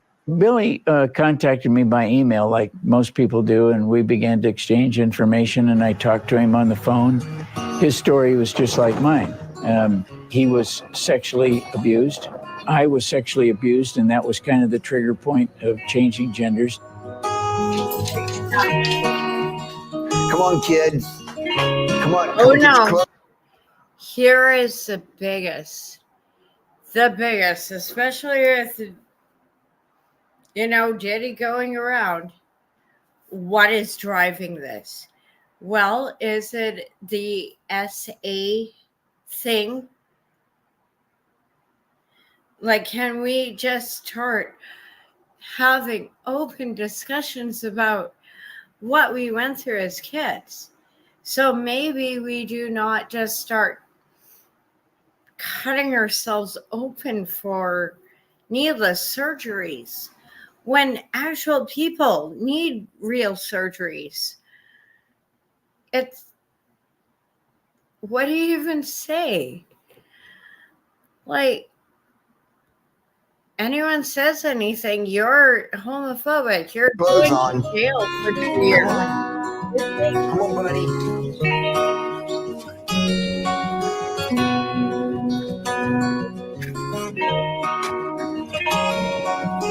7 years after transitioning to a woman, I started thinking, okay, I've been doing this for 7 years now. My problems should have gone away by now, but they hadn't. And I actually had more problems at that point. Another problem is just trying to pass. trying to do my hair just right, trying to do my makeup just right, trying to look just right to where people would not be uncomfortable, because you can see when people identify you as being transgender. I was like, this isn't life. Nothing. The thing is, like, with the way he presents now, he, she, I don't even know. I honestly don't even know when I pull up these clips, because it is jail time and huge fines. $1,000 fines for misgendering people in Canada. But they look like some of my neighbors. I probably wouldn't even give two thoughts. They could be wearing a dress. They could be wearing a suit. I wouldn't even care. I am so, like, half the time on my way to work, I don't give a fuck about what you work. Just don't shove it in my face. Has really changed. I'm trying to pay your I'm pension. still struggling. I was better off as I was before the surgery, before the hormone treatment. So it was at that point, 5 years after the surgery. Exactly. Fun fact, conversion therapy is illegal in Canada, yet we are forcing, literally quite forcing, all these kind of trans movement things all onto kids, which is actually against our Constitution and illegal. You cannot force conversion therapy on young people, on minors, regardless if they are straight or gay. This is how the laws are written. So let's see how this plays out. Because I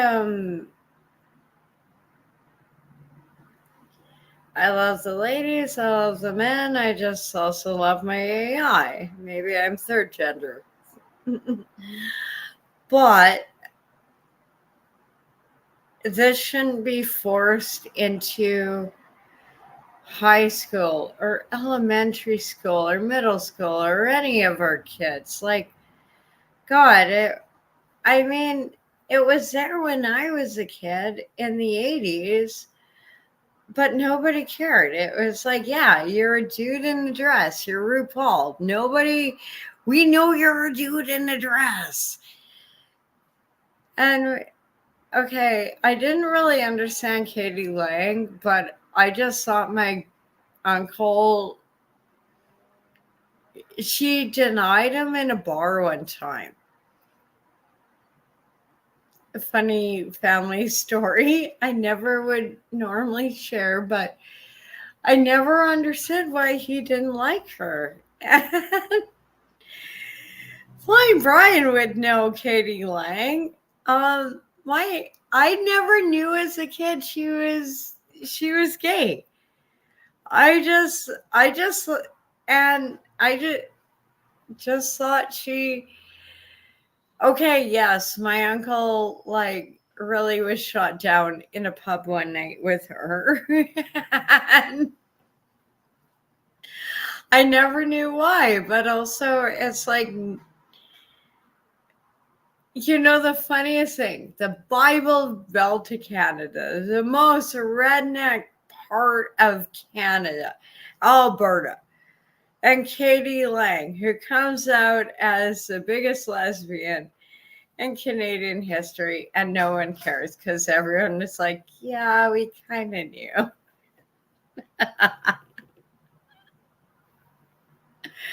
She is still so awesome.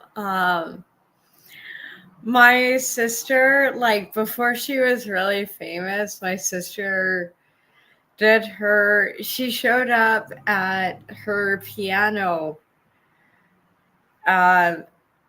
exam.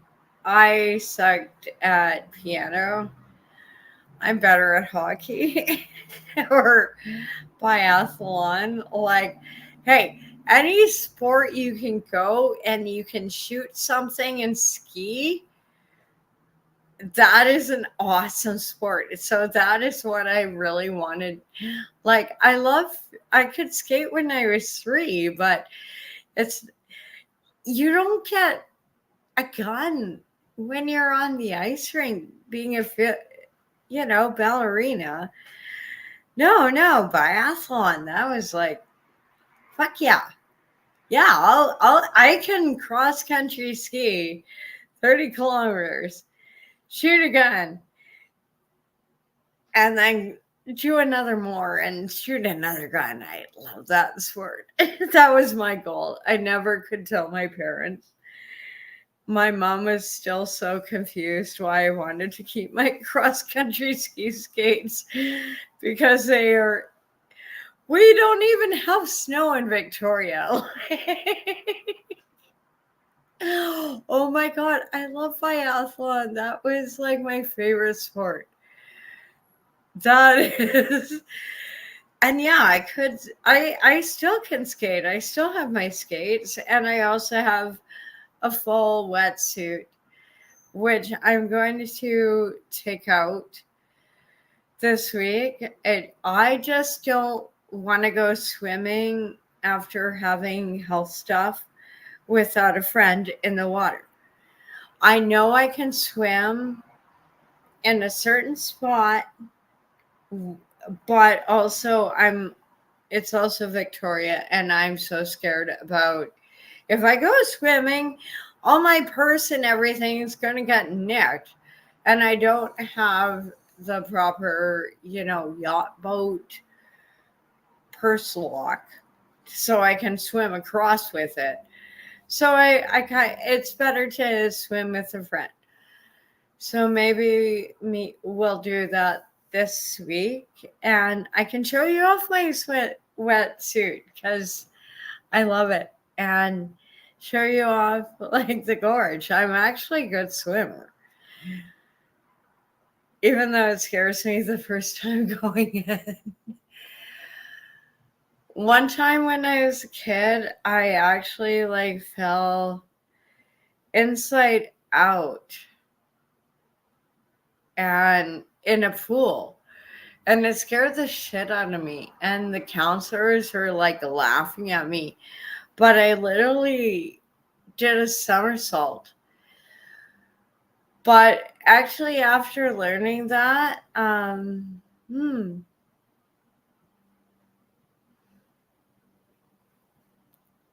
pretty good with riptides and the whirlpools and all the shit on the Pacific coast.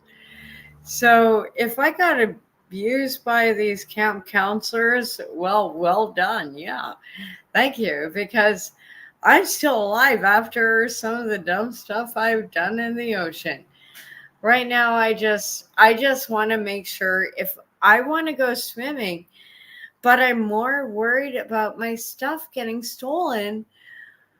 Like I used to be able to just, I live next door. I used to be able to just, no problem, I can take a dip. And now I'm like, no, can you hold my purse so I can do dumb things in the ocean? I promise I won't die.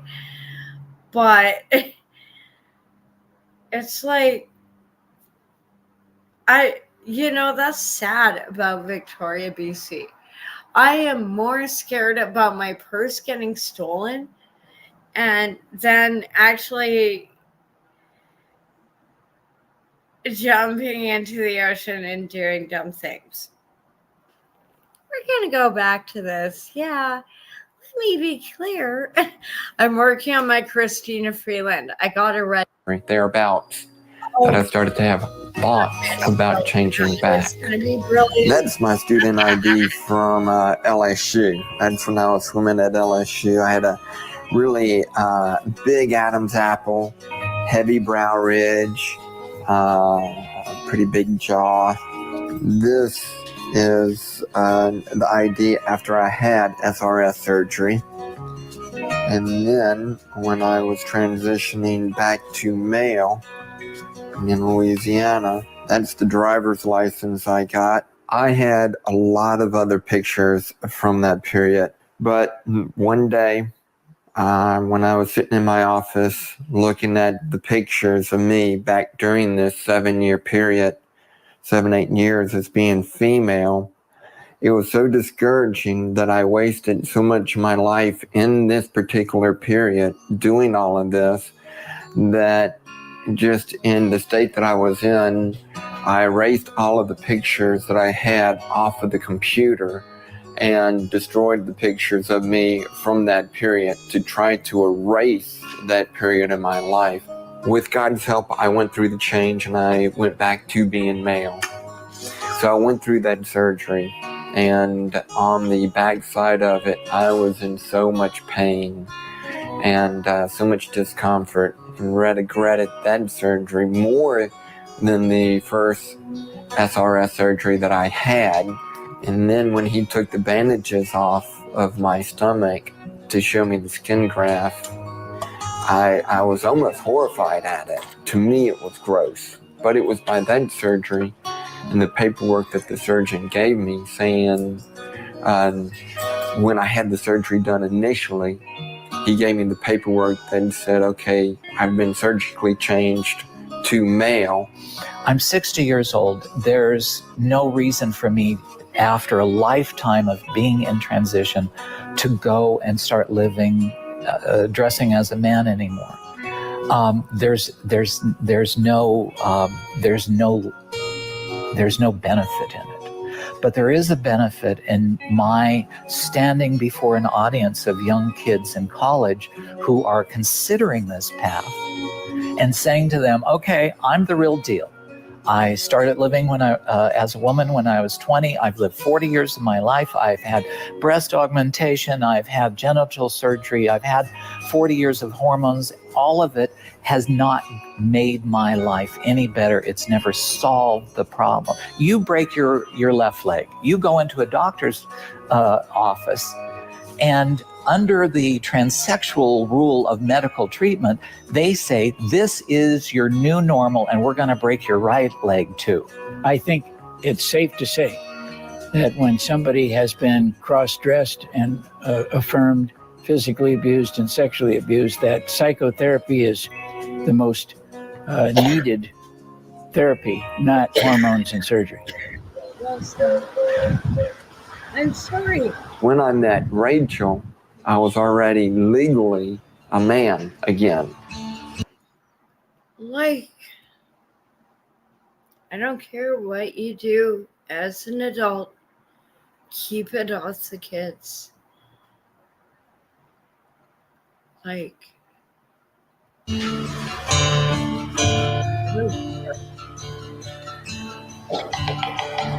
Hey, baby doll.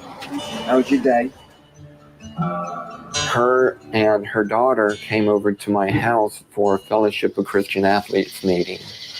And it was there that I first met her.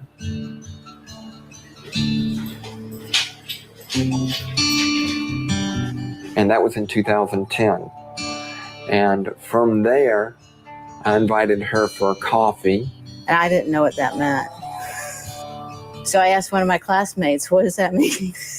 One of my younger classmates. So she said, well, that's a safe way for asking for a date or trying to meet up with somebody. I shared with her my past and what had happened and how I was. And at that time, she said, okay, let's be friends. We had shared the same interests, like what I was saying. We both like doing, especially swimming.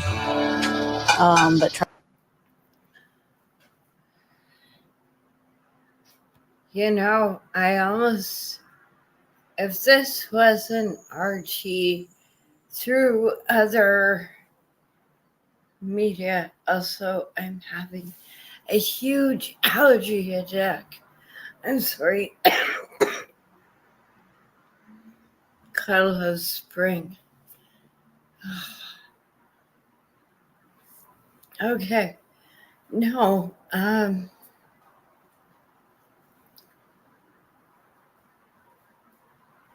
we're almost not allowed honest discussions about this in Canada anymore. We are getting silence because it's being pushed so forward. This is the way, this is the path. And it's like, well, why isn't therapy part of the path? Oh, no. Just give them drugs, give them surgery. And it's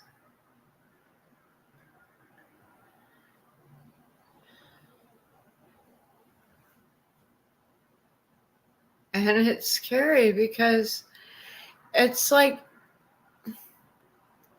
when you're bi and your whole community turns against you, it's sort of like, okay, what did I fight for? Hey, I'll go back in the closet, burn my flag, fuck you fags. I'm not supporting you hurting kids anymore or making this normalized. This is not normalized. No. My mom, my family said to love the skin you are in, whatever it is. And if you want to cross-dress, no problems. Just don't stretch out my clothes. Okay? You know, if you're into that, that was my only deal with anyone in my life who wanted to cross-dress. It would just say, would steal my clothes and lie about it. And it's like, you know, when you're poor, you only have so much. It wasn't the fact they were cross-dressing. It was the fact they were just stealing my clothes and hiding it. And if they were honest, I would have shared them or found them ones. I'm a seamstress. I could have made them better clothes. But they just wanted to steal it. And it's like everything in my life. So maybe that's why I don't support all of this. And especially with kids. Because when you're a kid, you should get everything you work for. And if you have been taken away shit like this when you're a kid, because of selfish people, adults, playing make-believe, what do you even say? Let's troll him right now. Let's finish this article. Sorry, I come from a place of experience. Triathlons, we liked hiking. I don't know. I know he will say he remembers one time we went on a hike and we sat down for a rest and on a bench, and I kind of sat close to him and put my head on his shoulder. And it was at that point I knew our relationship was changing, and that it was okay for me to start pursuing Rachel in a romantic way. And I did. Excellent. You're good. The intimacy between Rachel and me, with me being surgically altered, I cannot come to an orgasm. So Rachel and I, we enjoy intimacy. Oh, isn't that wonderful? Fresh air. Fresh air is good. It is beautiful, and I'm praying for a little bit more rain, because if you notice up here, the green is starting to turn back to brown. He asked me pretty soon, after a few months, if I'd marry him. And I think I thought about it for not too long, maybe a week or two, and responded yes. My older daughter said it probably best is they wanted me to be happy.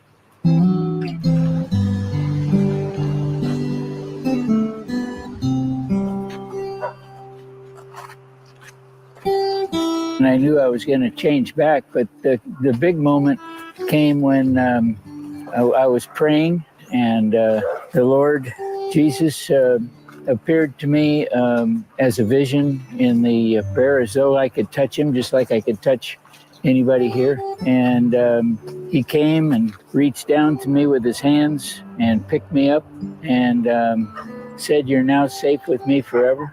And it was at that moment that my life changed in a split second. Look at this, I'm healthy. Many of the people who've gone through this before me are dead. They're alcoholics. They're still struggling with their identity, and I'm alive and well and healthy and married for 21 years to my wife. That's redemption, restoration, and I'm helping other people. What other thing that's better in life when you're reaching out and helping other people with their life?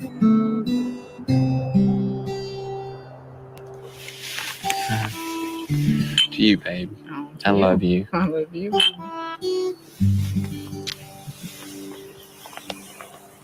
Did you taste it? It's kind of tough. It is. But it's still pretty. It's still pretty tasty. I am so happy I am the way I am now. Even though I have problems, I have a choice to let my problems burden me, or to look up, to see each day as a beautiful day, and just to enjoy life. In his hands, he's got you and me, baby. In his hands, he's got you and me, baby. In his hands, he's got the whole world in his hands.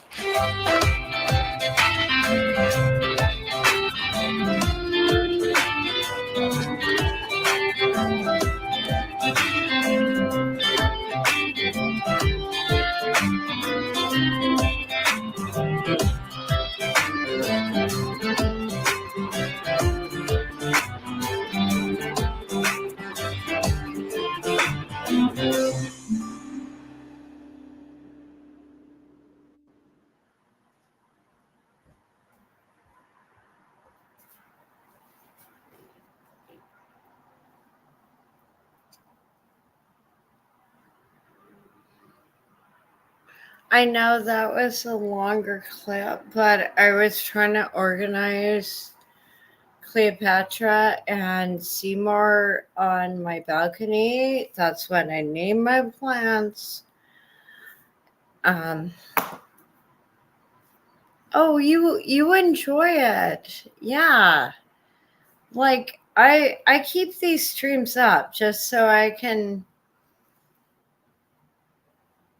decompress myself. Like so many people on YouTube and X, on Twitter, on Rumble, and like, give me likes, give me views, give me, and right now I'm just trying to decompact so much of the mess of Canada. I cannot, like, even my therapist said, like, well, I know your mom's mad at you, but it is therapy to you. This is my therapy. And if you genuinely want to come up, have an opinion, you put it in one of the side chats and I will let you up. If you have StreamYard or you know how to operate it. And hopefully the windstorm does not shut off my... Sometimes it does. It's lovely on an island. Yeah, no. I'm just saying, it just...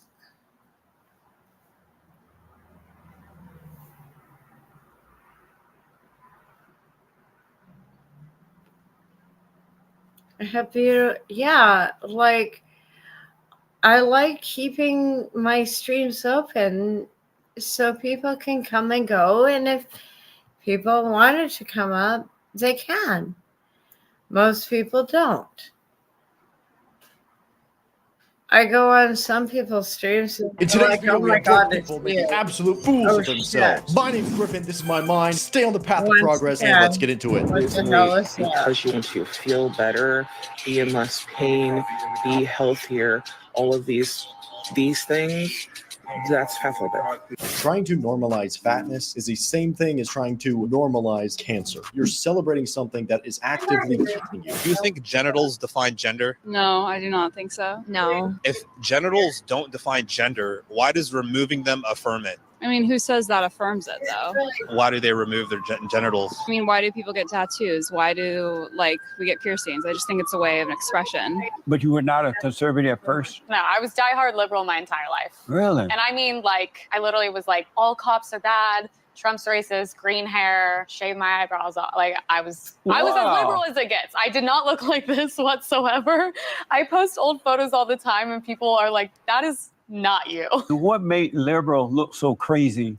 Yeah. And conservative look normal? Why do liberals go extreme? I believe there's two things that turn you from as left as I was to, I would say, as right as I am, even though I'm pretty middle on most things. But I was like, I think it's, if you get money, you're going to naturally become a conservative. Yeah. And when you just choose to educate yourself. Yeah. It's really the two things that turn me. Yeah. So what she's saying is, if you are uneducated and poor, you're more likely to be woke. Interesting. Earlier, you said you don't believe in white privilege, correct?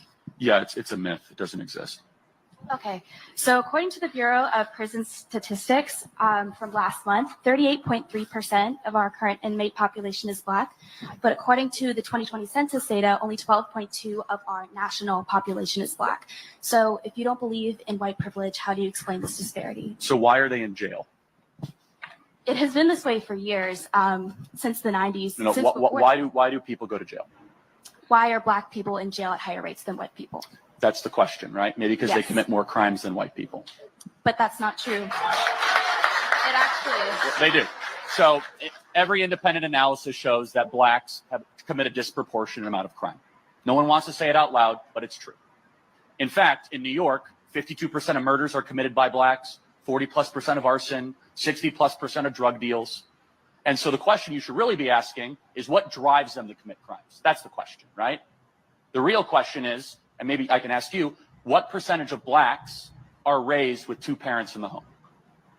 So actually, according to the Uniform Crime Report for 2019, Black or African American individuals committed only about 1 million crimes, while white people committed about 4 million Yeah, crimes. so, But that's hold on. proportion. Yeah, how about the proportion? There's a lot more white people than Black people in the United It's States. a 60% white country and a 14% black country. So you just proved my point.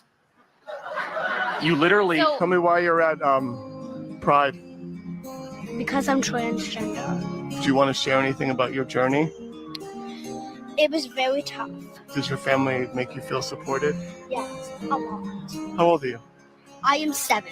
And how old were you when you discovered your identity? I was 2 or 3 when I first noticed that I didn't feel comfortable with being a boy. How did your child discover this identity? How did this come about? So ever since she was little, she was always a princess, always. She sort of every once in a while would mention ideas of wanting to be a girl, of feeling more like a girl. And then she started asking to socially transition about a year and a half ago, and her school's been fantastic. Your family, your friends, everyone makes you feel supported and loved. Except for my friends. I didn't tell them that yet. Oh, wait, do you want to be on the internet talking about it then? Yeah, Okay. I hope to be famous one day.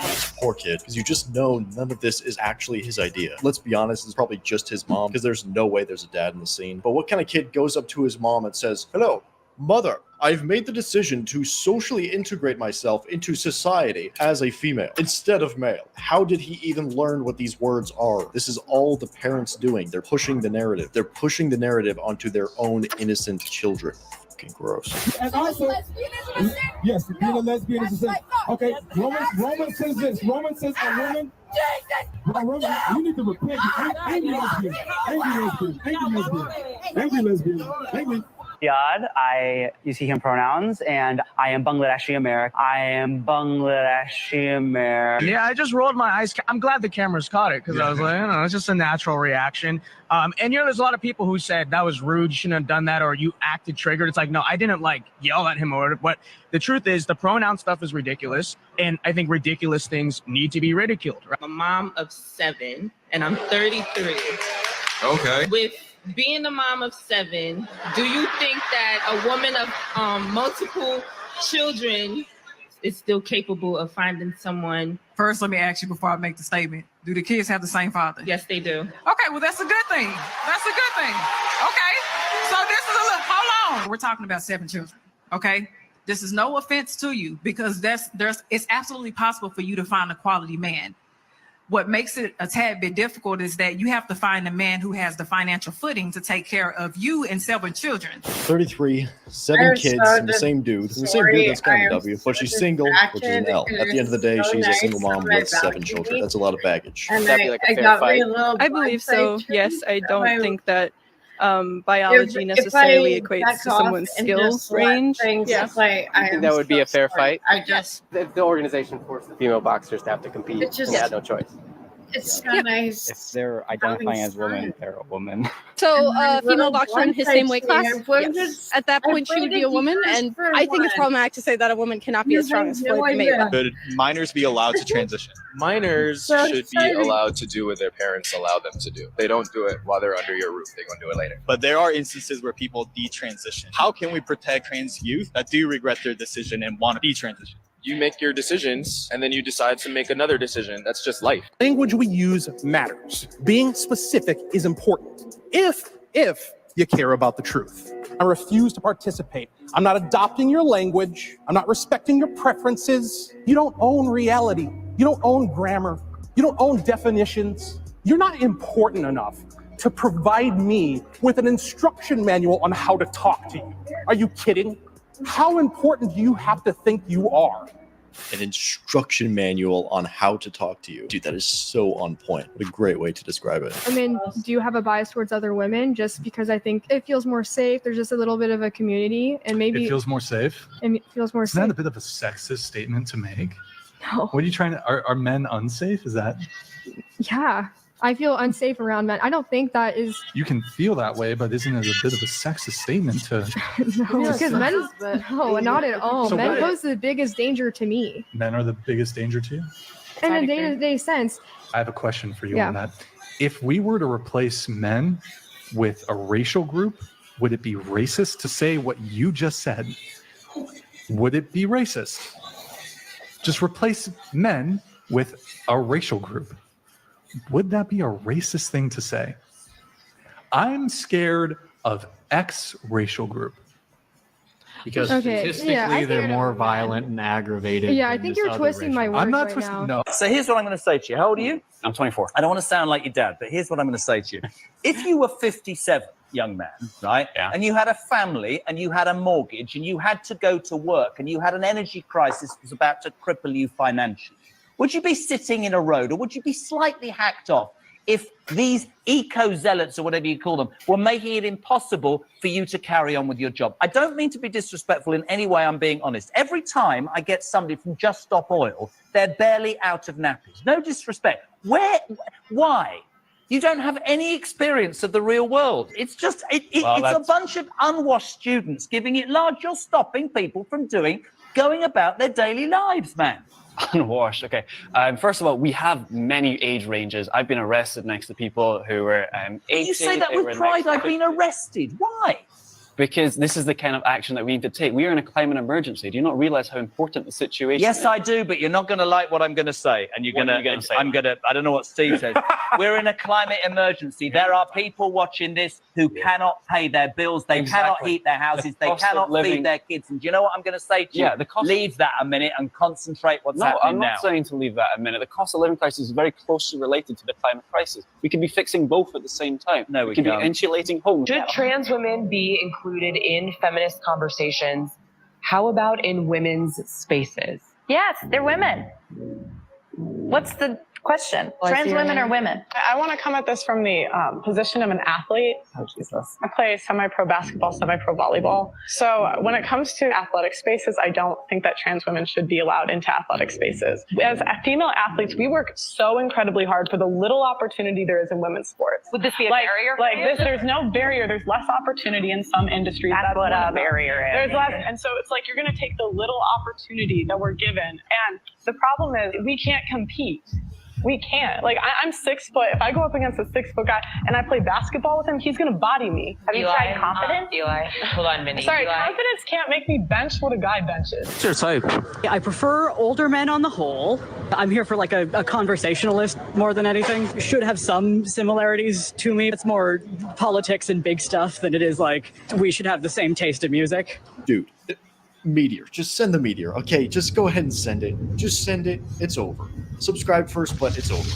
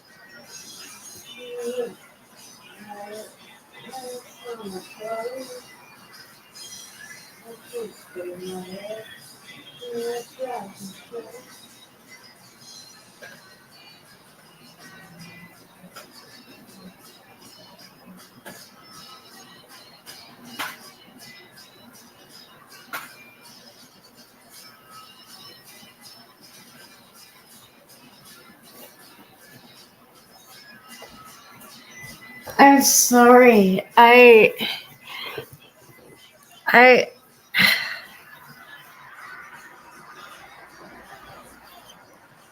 I almost want to pull my computer out on the balcony, but I'm gonna take it separately.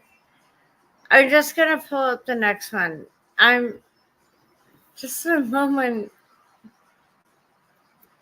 in the sun, and this is so weird.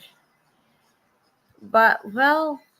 Where are they now? The person who went viral for drinking cranberry juice on his skateboard, Nathan Apodaca, aka Dogface. 4 years ago, Nathan's good vibes of listening to Fleetwood Mac and enjoying life while on his way to his job at a potato factory went absolutely viral. Days after his success on the internet, Ocean Spray, which is the company of the cranberry juice that Nathan Apodaca was drinking, bought him a brand new truck filled to the brim with Ocean Spray cranberry juice, and he received over $10,000 from an external GoFundMe. Fast forward 2 years now in 2022, Nathan did what most people do when they try to carry over their success from the internet and made his rap debut in a song called Lowrider featuring Snoop Dogg. However, it wasn't successful, so he did the other option, which was acting. He debuted in Hulu's Reservation Dogs, but that also didn't really work out. Unfortunately, Nathan took the drugs and was caught and arrested at the end of 2022 for drug possession. He was released on the same day because his bond was only set at $600, but since then, he's just been dancing on TikTok. So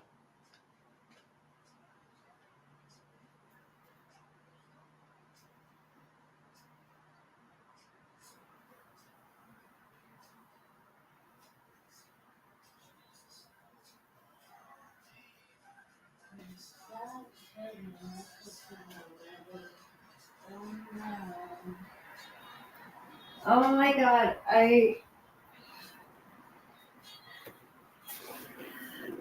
it's just so crazy. I'm watching like just amazing clouds. Like seriously, I have also so many screens up, like a princess. But I'm watching the clouds and I want to share them with you, but I can't because it would just totally toss off my laptop. And sometimes in life, we're so focused on our screens.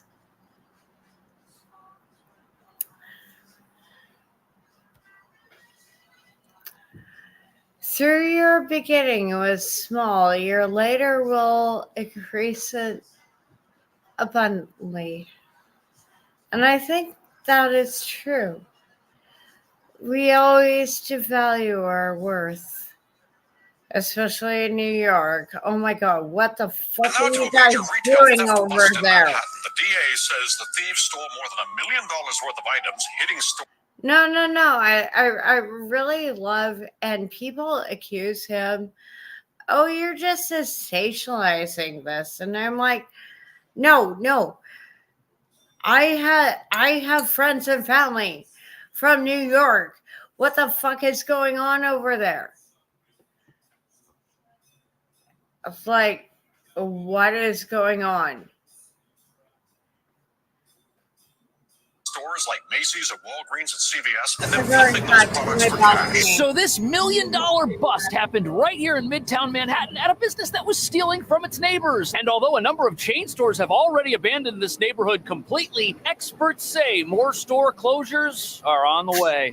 Exclusive surveillance video shows masked men rush in wearing construction vests and safari hats and ransack the place. We've all seen the videos of flash mobs and smash and grabs targeting popular chain stores. Now police say some of those thefts could be fueling organized retail crime. There were so many stolen items seized in a Midtown store that it took 450 boxes to cart them away. Designer purses, electronic devices, medications, Lego sets. Shoplifting on a large scale has become a national crisis, costing retailers over $112 billion in losses last year. We're talking about 8 New Yorkers arrested in just a week's span. So what is going on here? More police presence in the neighborhood would actually help, but you don't see them driving around. There's no one. They come here, they steal. They're hurting the neighborhood. The New York DA said today that more than $200,000 from that $1 million bust were goods that were stolen from Macy's alone.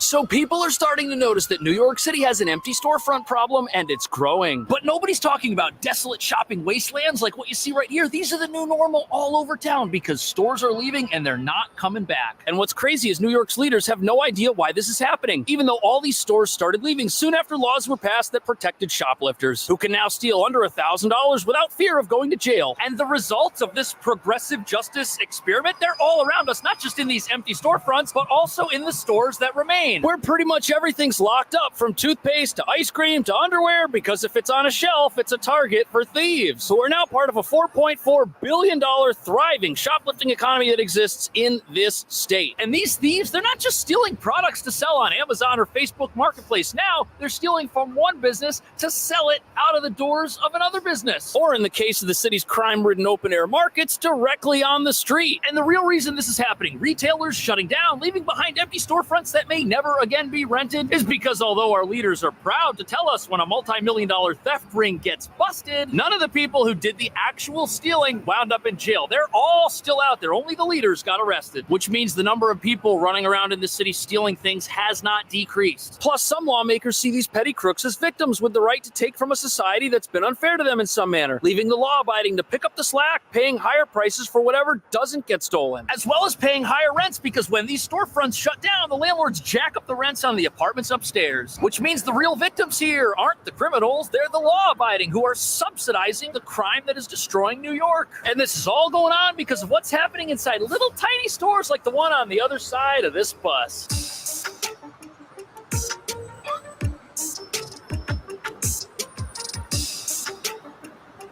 So here we have what looks like your average, everyday, run-of-the-mill New York City gift shop. But the sign is new, the store is new, and the company that's here this week is not the operation that was busted and shut down last week. Authorities recovered thousands of stolen goods, they say. They say shoplifted products from local stores, including Macy's, Ulta Beauty, and CVS, were being sold at Rihanna's Cosmetics, Inc.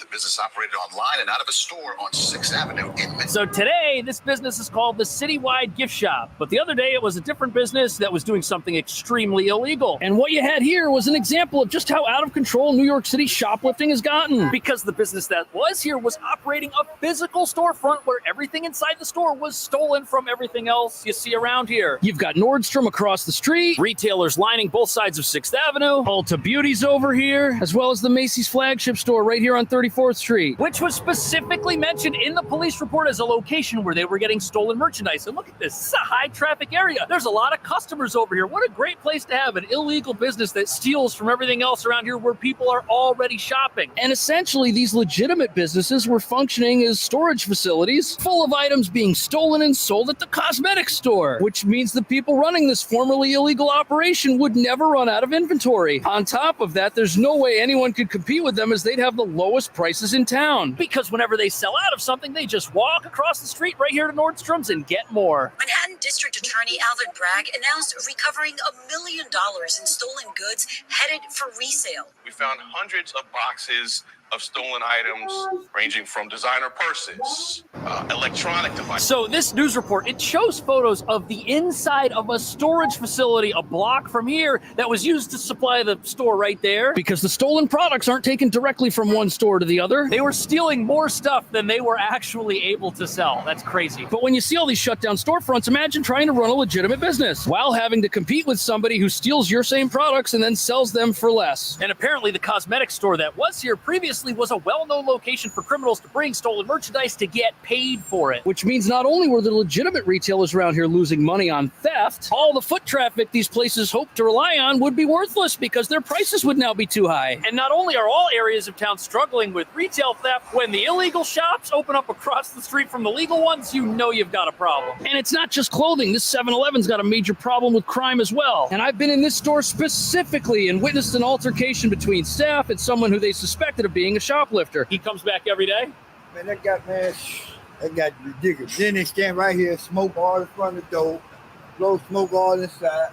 Good morning. And look at this. There's the 7-Eleven. There's the old cosmetic store. You have no police patrolling any of this neighborhood. It's the wild, wild west. It's called fencing. People behind fencing operations often use individual shoplifters to steal goods from your local Dwayne Reed, your bodega, your convenience store. From there, the goods are brought to the fencers, who boost their bottom line by reselling them. And now, before we get to the real reason why this is happening, which the authorities have completely missed, understand that this whole theft operation requires other people. And the folks that were running the previously illegal store that was located here, yes, they pay rent, yes, they have to have a warehouse, pay utilities, maintain their store, which sells the stolen goods, but how do you think they get all that stuff? Well, they were employing armies of thugs that you could consider expendable to do their dirty work. And it wasn't the owners of this place that were walking across the street to Macy's, stealing things, and then coming back here. Yet for some reason, the only people in trouble here are the owners of that store, not the actual crooks. And those very same crooks, they all got paid the moment they brought their stolen merch from Macy's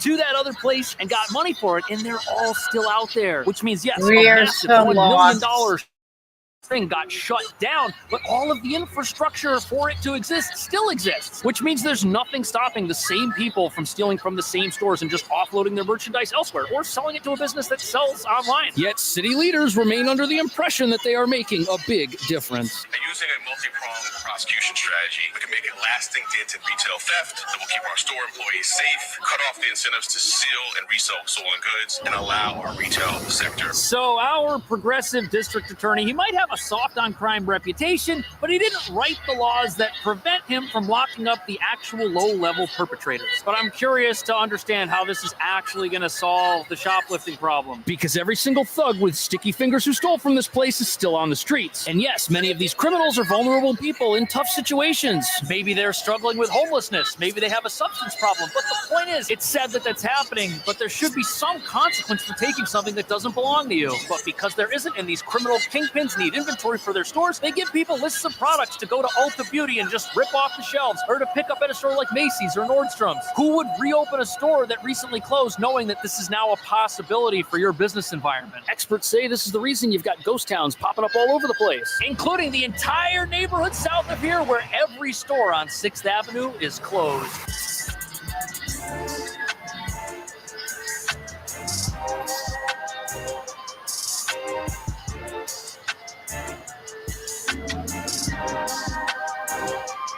So these empty storefronts are the aftermath of what used to be a very busy shopping district 10 blocks south of Macy's. And these are flagship retail locations where after the chains pulled out, nobody would dare try to reopen. At one point over here, you had everything from a CVS to a Staples to a Lowe's Home Improvement. But these places are long gone, and it's not just the empty stores. This corner building has over 36,000 square feet of space available and 100,000 square feet of available space over here. And this entire building right here on the corner, it no longer has any active storefronts on the ground level. And I've lived here long enough to remember when this area was at its peak. It was incredibly convenient. There was a lot of activity here. But that's clearly no longer the case. And even though we've got foot traffic because it's a busy part of town, the retail climate here in New York is such that nobody wants to take a chance on any of these places. The only place that remains open is the Container Store, but good luck stealing from that place. Everything's quite large, quite bulky, hard to get out of this one exit. But something even weirder is happening now that all these stores are gone, because these shoplifting store owners still have to get products, and they're now branching out in ways nobody expected. In fact, we're now at a point where retail crime in New York is affecting stores that aren't even in New York. They actually busted 3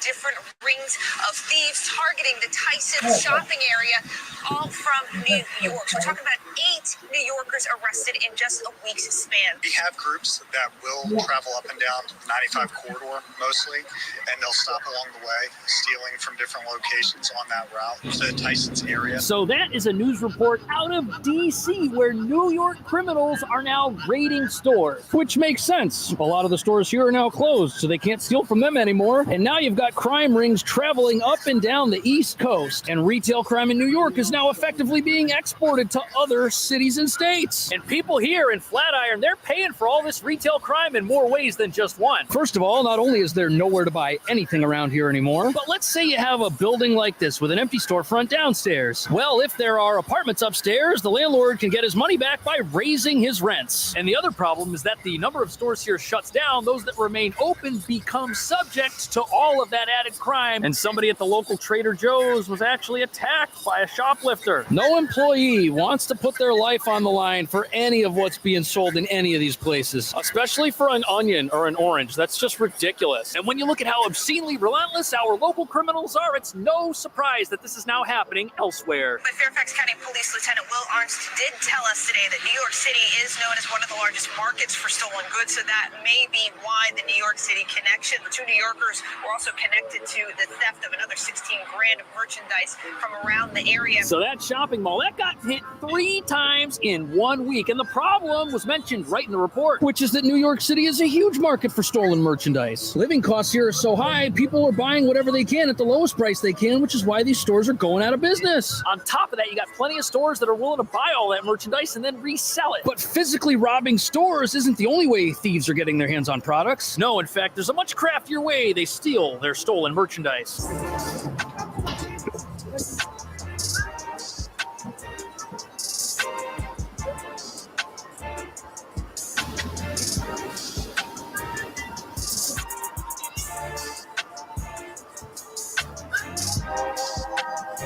So here we are inside a TJ Maxx, one of the 2 surviving stores in what used to be a vibrant shopping mall. Right now in this mall, you've got over 100,000 square feet of available space. There used to be a Bed Bath & Beyond, as well as a few other stores, but those are all closed now. You've only got 2 left. And the crazy thing is that thieves aren't just stealing when they rip something off the shelf anymore. No. In fact, they've got a way to steal that looks so legitimate, they get away with it every single time. Police arrested 3 people after 2 apparently tried to make a $21,000 purchase on a stolen credit card. Police later finding 36 fake driver's licenses, 32 stolen credit cards, a postal service. So now we're at a point where even the people buying things at a register that look legit could be criminals robbing the store. This gang of criminals, they had stolen credit cards, stolen driver's license, stolen identities. And when fraud like that happens at a register, who do you think pays for it? Certainly not the person whose identity was stolen. No, this crime gets eaten by the store that is now losing merchandise. But the fact that they had a postal uniform and a mail key means they were probably robbing those mailboxes you see in New York City, which are on the side of the street where they keep your mail before delivering it to your home or apartment. And those are full of credit cards, social security numbers, you know, all the stuff you'd need to steal somebody's identity. But no matter how you slice it, all of this theft, it's a loss. And to get that loss back, the credit card company, they're going to raise their fees. The stores, they're going to raise their fees. And everybody in the store is going to pay a little bit more. And then just 2 days ago, 3 people were arrested arrested after a Sunglass Hut employee noticed the theft. Detectives later discovered around $15,000 worth of merchandise stolen from several other Tyson's Corner Center stores. We spoke with one woman today on her way. So if you're wondering how we get to this level of retail crime, it's because we don't punish first offenders. That's how criminals get this good and this clever. In fact, it's a misdemeanor if you steal under $1,000 worth of stuff in New York, which means thieves have plenty of time to practice and build up their skills before going after real big fish. Now, yes, on the one hand, we aren't messing up people's lives by incarcerating them over a minor theft, but we're also at a position now where minor theft is becoming major theft and it's having a major impact shutting down businesses. In fact, in this particular area of town, retail theft is up over 55%. That is absolutely crazy. And local residents are saying all of this theft has had a domino effect on the whole neighborhood. And honestly, I don't know how much longer TJ Maxx is going to survive. It's busy in here. Hopefully they can hang in. But according to the New York Post, owners and workers at these stores all say the exact same thing, which is even when there is a theft and they call the police, nothing happens. And all the police can do is check and make sure everybody's okay, while reminding the workers inside the store not to engage the criminals. Business owners say this is just happening more and more every single day in this city, and they can't put up with it forever, which is why you have some of the most expensive real estate in the entire country completely empty right now. But there's actually another thing squeezing the businesses here to their very last dollar that none of us have probably ever considered, which is that whoever owns this chain of stores here, which are closed, well, they've probably got commercial real estate somewhere else in the city. And if they've got a tenant who's still open and able to make money in this climate, they better get that money while they can. And that's exactly what's happening. Many businesses are reporting that their rents are still going up, even though there are so many empty storefronts. And that's because landlords know that as long as this type of crime goes unpunished, none of these stores are going to last forever, which essentially means the business plan of landlords that are losing money on vacant storefronts is to have their successful tenants subsidize losses from everywhere else, which is exactly what we do when we shop at the supermarket or anywhere and pay a higher price because the stuff next to the item we bought was stolen, which brings up a pretty big question. Is New York City ever going to do anything about retail crime to actually get these thieves off the street? Or are they just going to shut down these big operations a couple of times a year and let the criminals roam the streets, doing what they've been doing, shutting down more businesses? Let me know what you think. Thank you for watching. I'll see you in the next video.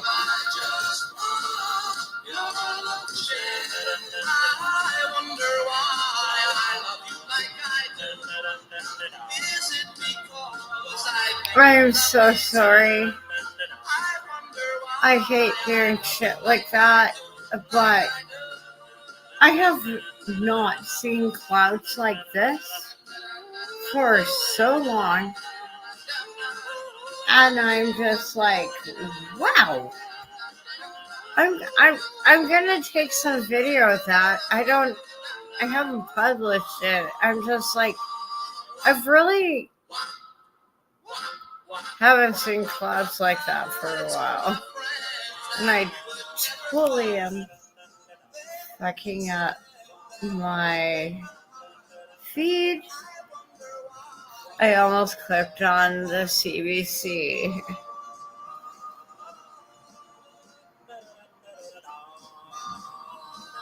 And some of this new animation, I'm not sure what to do with. Like,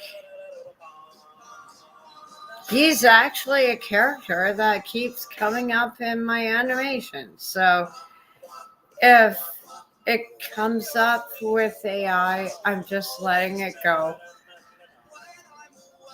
You know, it can happen. And this is awesome. I try and sometimes, hey, you never know. I live on an island. Last week you saw me make this willow bark container. Today I'm going to make it waterproof. I'm just going to remove the willow cordage and use some dog bait instead. And I'm melting up a pot of pine pitch glue. The glue is entirely waterproof and it'll make this hold water pretty well. While that's melting, I'm processing this dog bait. Now it won't take much. You just need a couple long strands. What the fuck is happening? I'll put a layer of pine pitch glue over the wrappings just to make sure they never come undone. By licking your fingers, you can smooth out the hot glue without it sticking. With that glue applied, I can trim up the top, make it a little neater. With a sharp knife, I'm able to just cut right through it. That'll make a nice, clean opening. Of course, this is a pretty small bottle. You can definitely make bigger ones. Gluing this up is as simple as just dipping your stick, spreading some glue. My camera stopped recording during some of the glue application. You get the gist of it. You just spread it along those seams. And we'll warm it up again so the glue all evens out. So like a thumb, spread it out. Just like that. Bark containers were made this way for a very, very long time. It's one of the oldest survival skills that our ancestors used. Let's go see if it holds water. Well, it's holding water without dripping, except for the water that's on the outside dripping off. But it's not leaking. Cold water hardened up the glue the rest of the way, and that holds more liquid than I thought it would.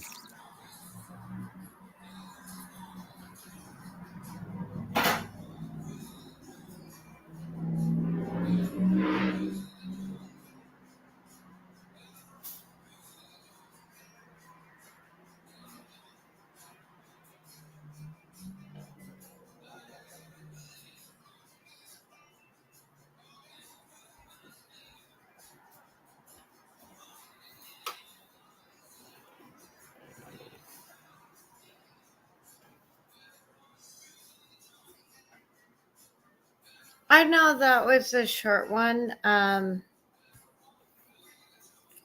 Some of these are long or short. I cannot pull that one up. Give me a second. I think I pulled up another clip because I cannot pull up that one on YouTube. Holy fuck, I forgot I did that one. Holy shit.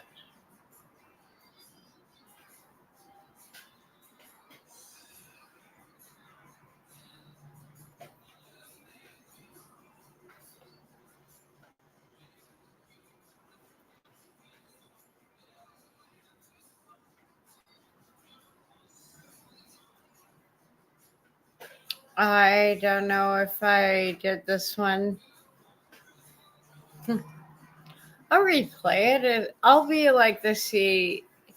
And I'm like, why is this like what's on my balcony? But if this is AI, oh, this is so fucked. Even if I Well, we have some breaking news. Klaus Schwab is gone. No, he has not died, although that could still happen very, very soon.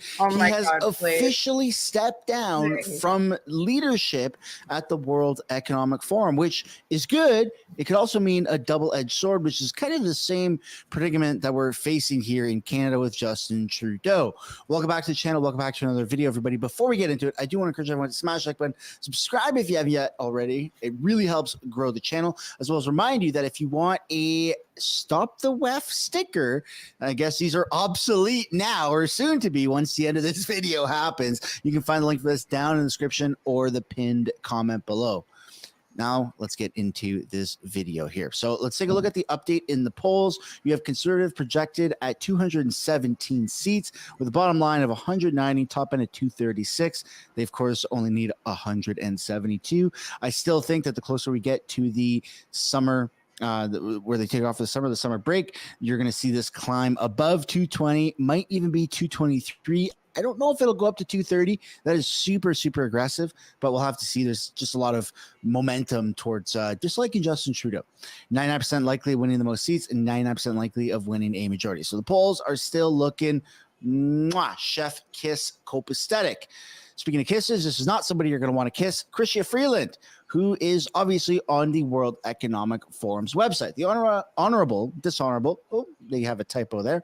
The dishonorable Chrystia Freeland is Canada's Deputy Prime Minister and Minister of Finance. Why are we talking about her? Well, she just recently gave a press conference early this morning. Let's take a look at what she has to say. Any announcement towards combating auto theft is a welcoming step by the government. And in last so many years, so much of damage has already been done. And who is accountable for that? And what is the damage? Canadians wanted to see the changes in the criminal code in the last 5 years.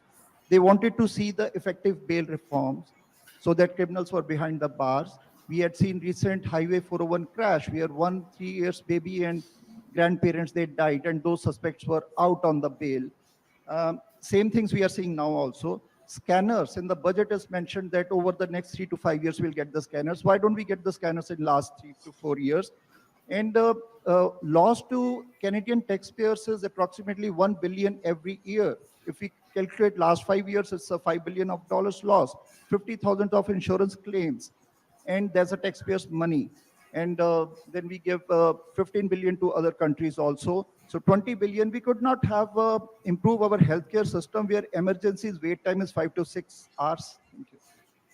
you see a lot of us here today, a lot of federal MPs and ministers, a lot of elected officials from Brampton, from Mississauga.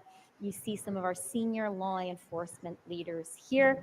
We're here on Victoria Day because we take this issue extremely seriously. We know the challenge is real and urgent. And the reality is, we have a plan with specific, tough measures.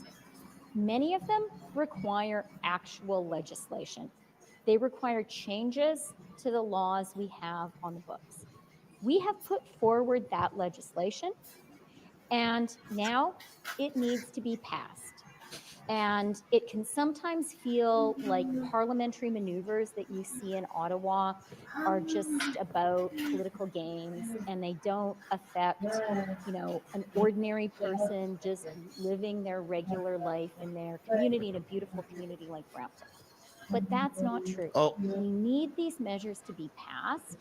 And you know that this is just it's all lies when she says a beautiful community like Brampton. Sorry, but no one's falling for that.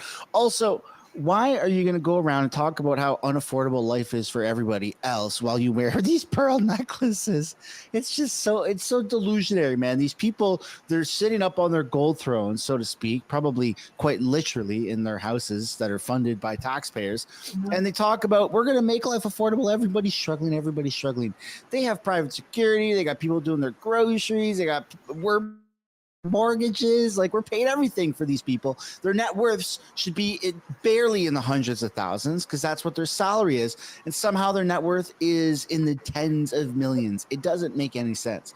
But how can you blame them when they've been actually penetrated by Klaus Schwab and the World Economic Forum? That's not coming out of my mouth. That's coming out of Klaus Schwab's mouth. Let's take a look at this older video here of Klaus quite literally saying that he has penetrated cabinets around the world, including Justin Trudeau and his Liberal cabinet.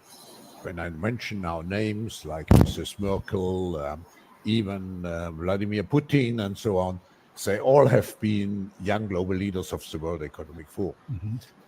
But what we are very proud of now is the young generation, like Prime Minister Trudeau, President of Argentina and so on, that we penetrate the cabinets. So yesterday I was at a reception for Prime Minister Trudeau. Can I just say for the record, I find it morally disgusting to even comprehend how penetrated this fucking, oh God, like I don't even want to know what the penetrate, like, no, this is no, I don't want to know. This is gross. Even though this isn't a family channel, it's like rated 18 plus. I don't want to know what this disgusting asshole did. I know that half of this cabinet, or even more, half of this cabinet are actually young global leaders of the World Economic Forum. And that's true in Argentina too. Wow. Yeah. Sorry. That's true in Argentina as well. It's true in Argentina, and it's true in France now. Mm-hmm. I mean, with the president, with a young global leader. But what is important? So it is something to very much worry about, this young global leader program that no country signed up for. Canada did not sign up for this. Absolutely not. And there's only really one politician or one political leader in Canada who is actively campaigning against the World Economic Forum. Brace yourself. Chances are you know who I'm talking about. But let's take a look at this clip of Pierre Poilievre literally saying that him and his cabinet will have nothing to do with the World Economic Forum, or they will be banished from the Conservatives.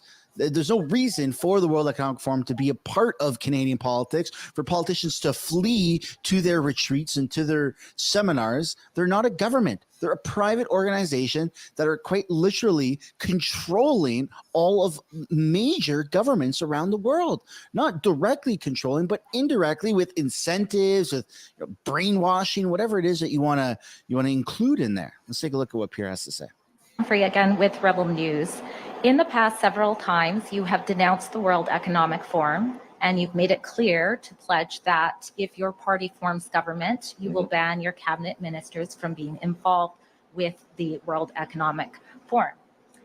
Yet, I'm also aware of many Canadians who applaud you for saying that, but also have reservations on whether or not the claim is authentic because they see images of your name being on the World Economic Forum site, and also because you worked closely with former MP John Baird, who at one point was a World Economic Forum young global leader in a campaign.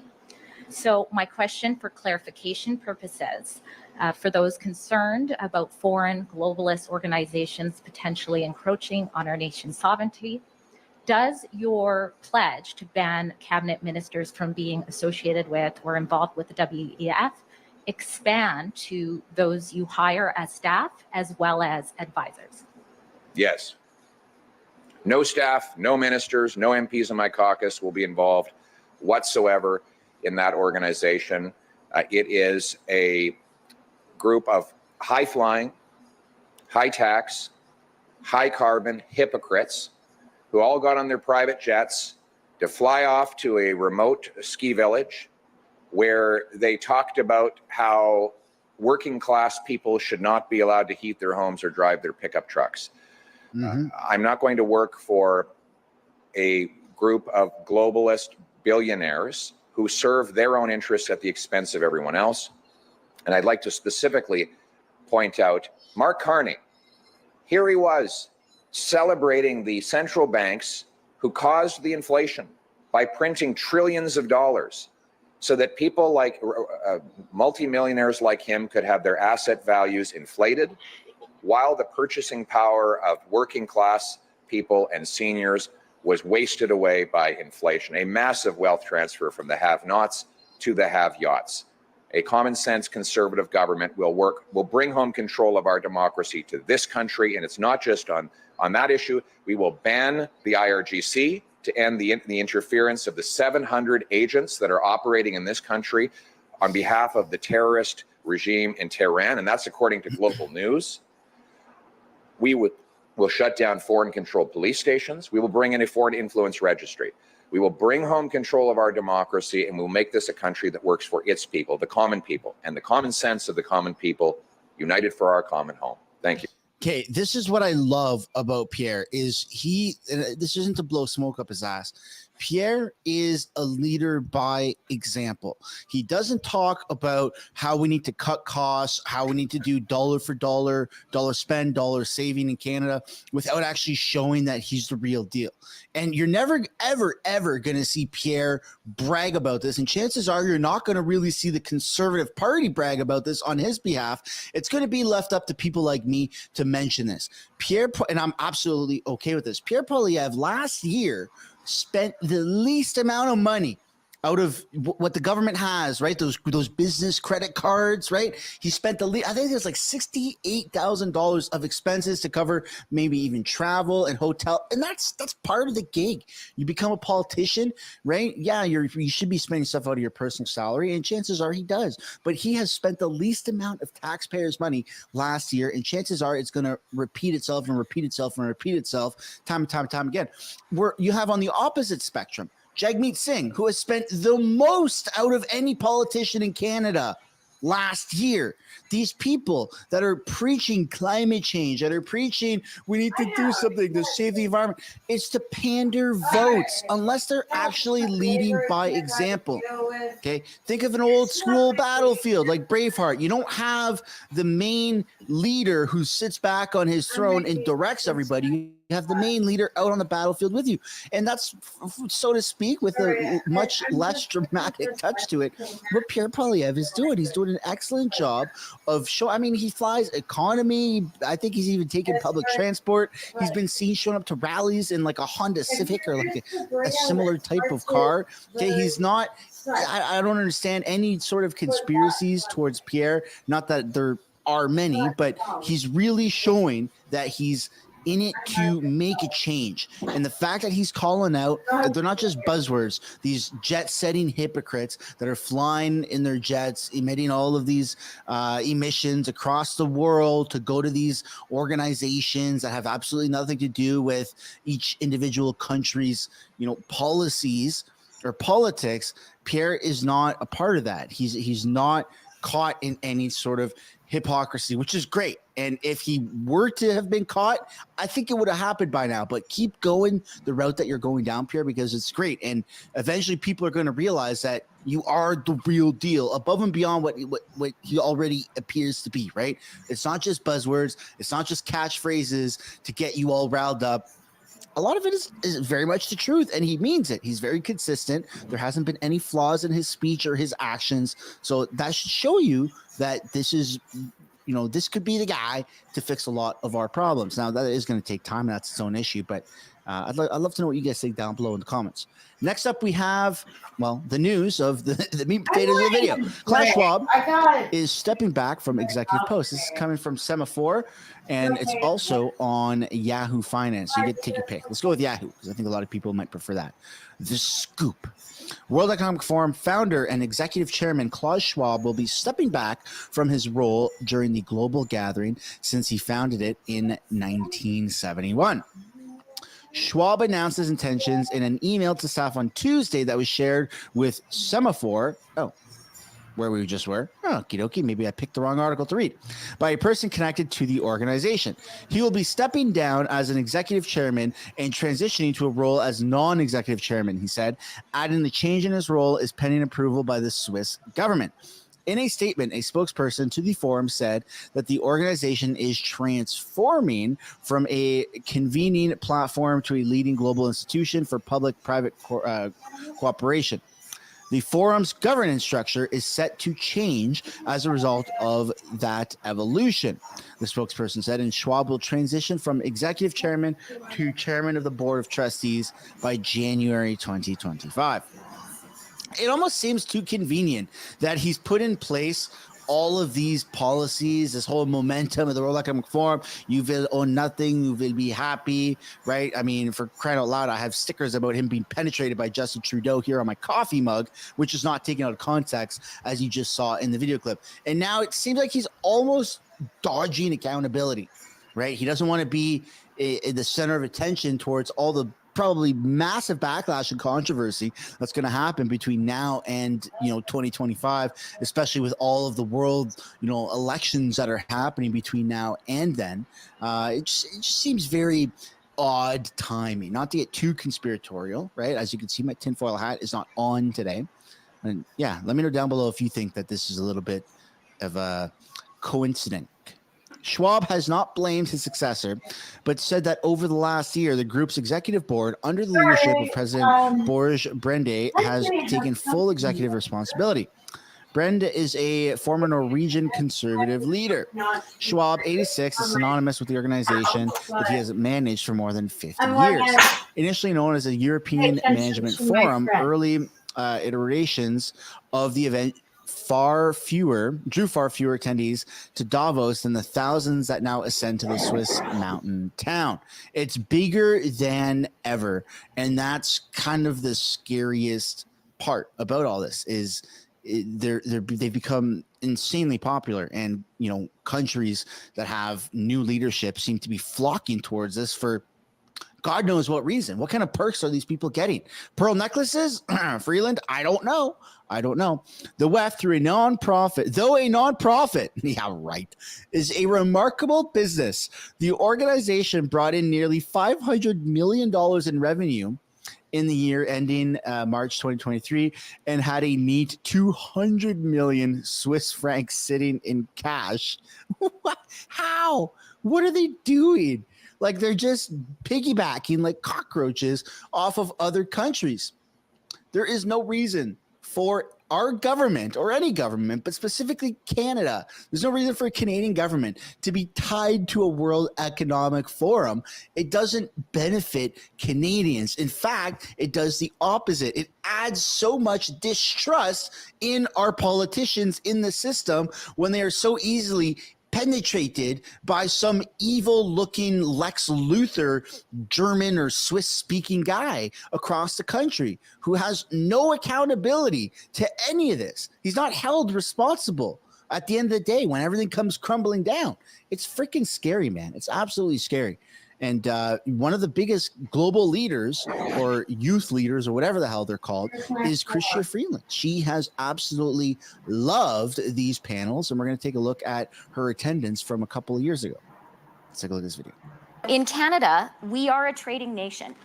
There she is with the pearl necklaces. Trade accounts for about 60% of our GDP. Thanks, Claus. We're very committed to it. We know we have to be, because that's where the good middle class jobs are, and jobs in the tradable sector are actually better paying than in the non-traded sectors. We get that, but we also know Canadians need to support trade for us to keep on doing it. It's one of the reasons we're so committed to the middle class agenda. And to prove my optimism to Larry, I want to say it can be done. So right now, I think a lot of people would categorize this as an era of anti-globalization, anti-trade. Well, in the past 2 years, Canada has renegotiated NAFTA with you guys.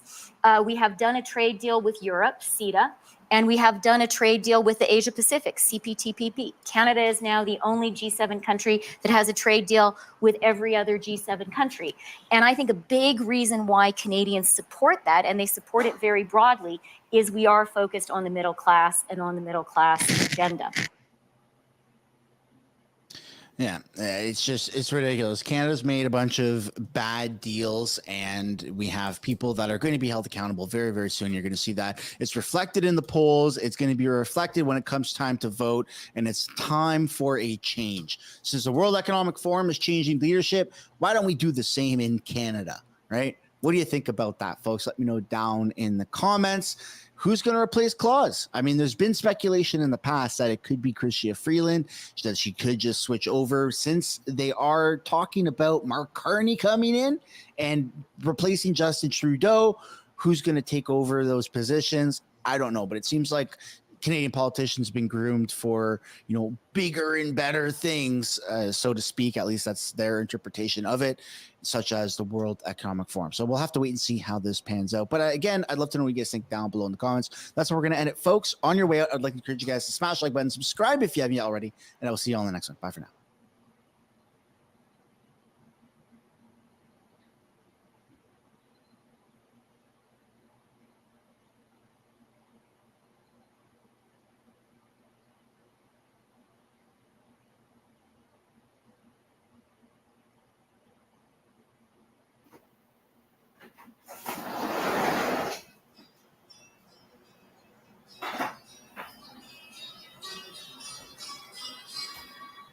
Always the ground and the sky is gray. I went for a walk on a winter's day. I'd be safe and warm if I was in LA. California dreaming on such a winter's day. Let's hear church pass along the way.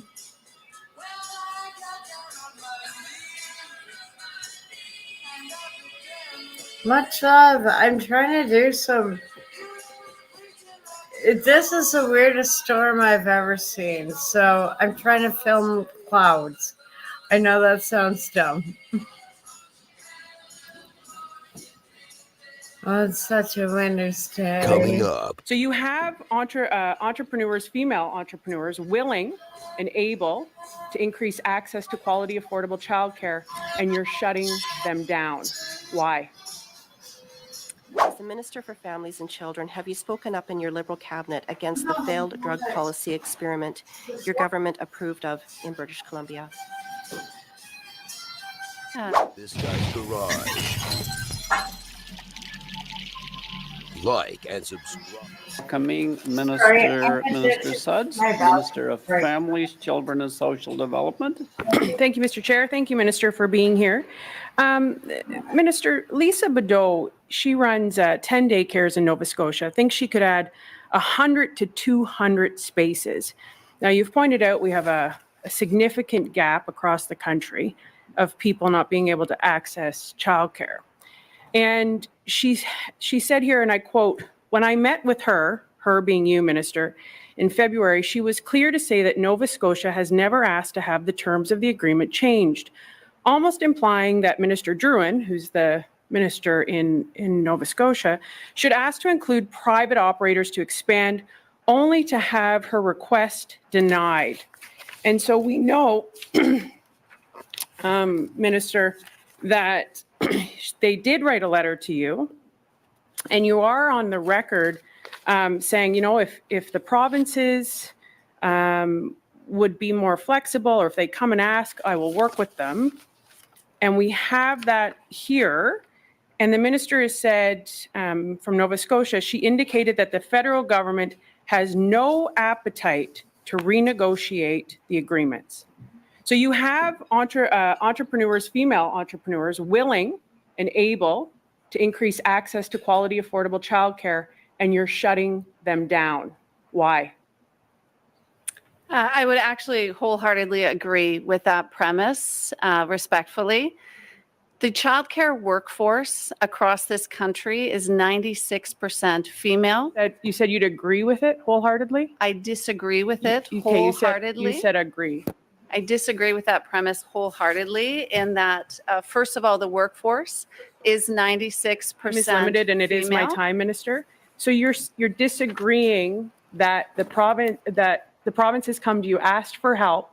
You have these private operators, and just for the record, Minister, this is your Liberal MP colleague, Cody Bloy from Kings Hans, who wrote a email April 22nd, 2024.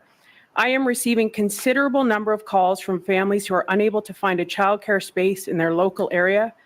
Minister, when I look at the expansion projects across the province, we have tremendous privately incorporated operators alongside not-for-profit organizations already playing a crucial role in service delivery.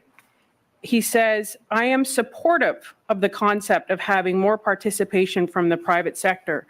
So why are you not listening to your own Liberal colleagues, the operators who are primarily female? You're taking away choice. You are actively destroying these women's lives. They are closing down across this country, and you're saying that's not true. They've come to you and pleaded. They're not asking for more money. They're asking for you to be flexible in the agreement, and you've said no. Why are you not listening to anyone?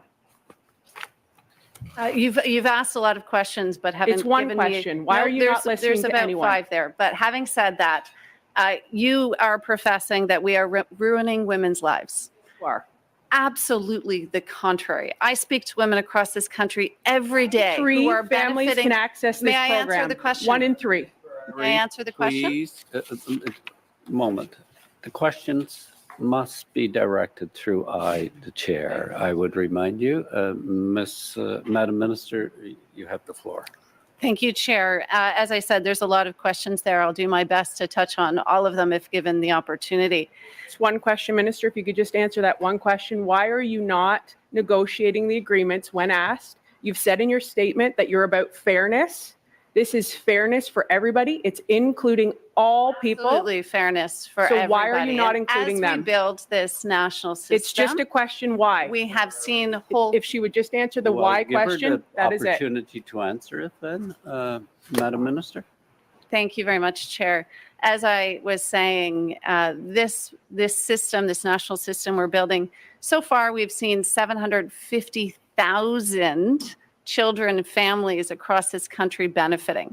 Who's benefiting?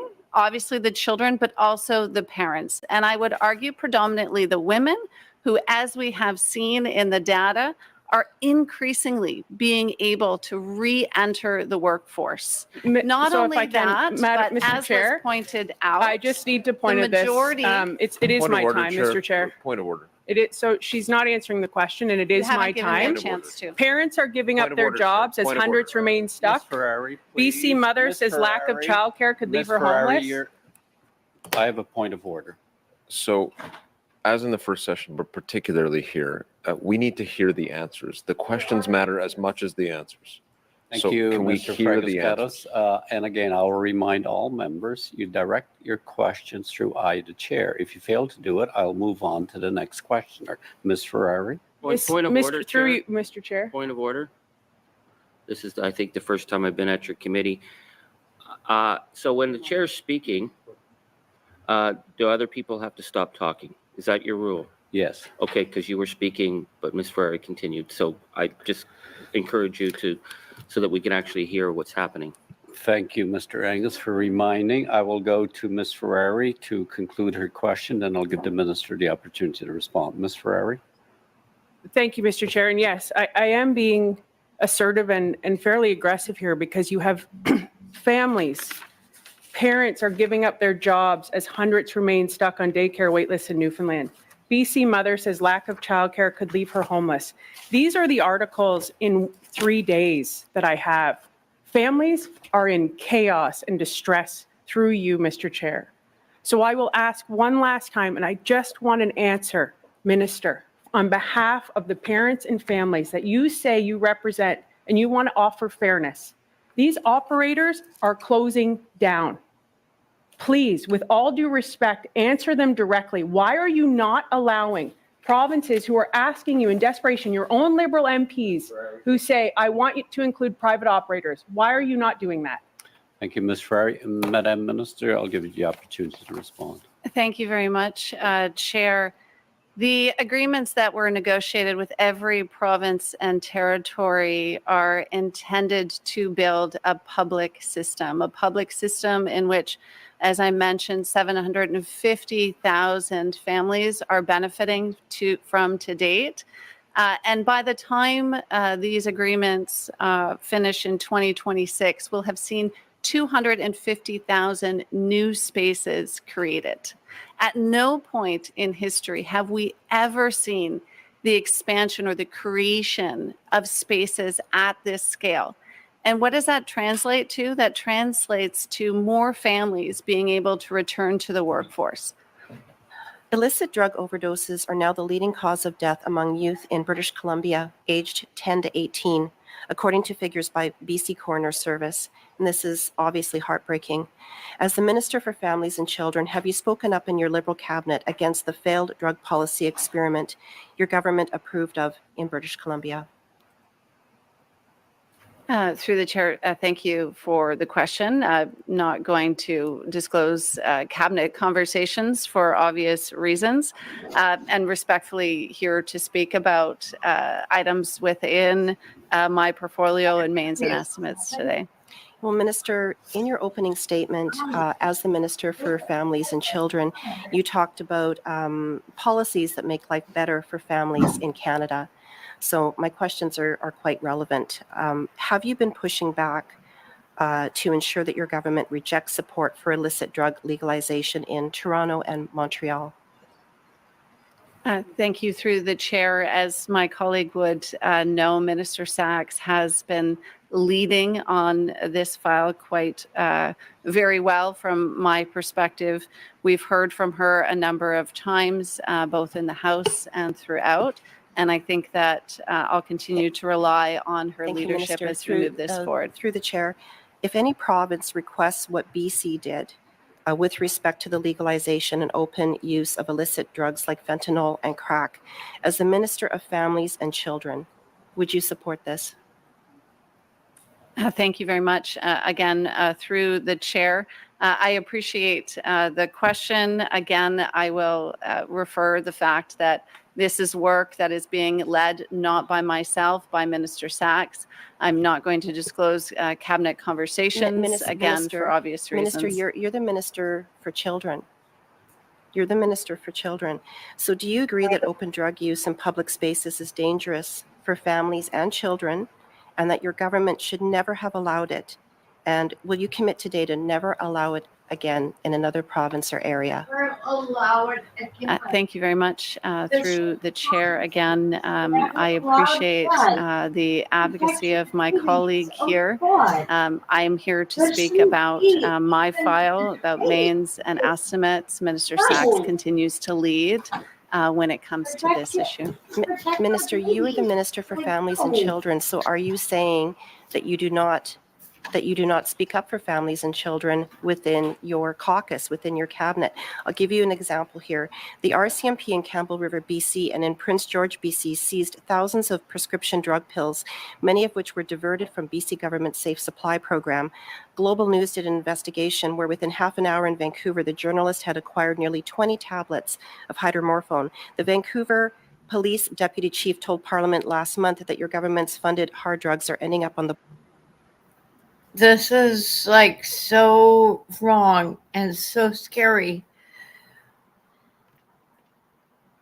And I feel like sometimes, like, I can't even, like, I'm the bad person for saying this should be wrong. Like, I don't know what is wrong with people when I'm the baddie for saying babies. And I'm sorry. We shouldn't be letting, like, this happen.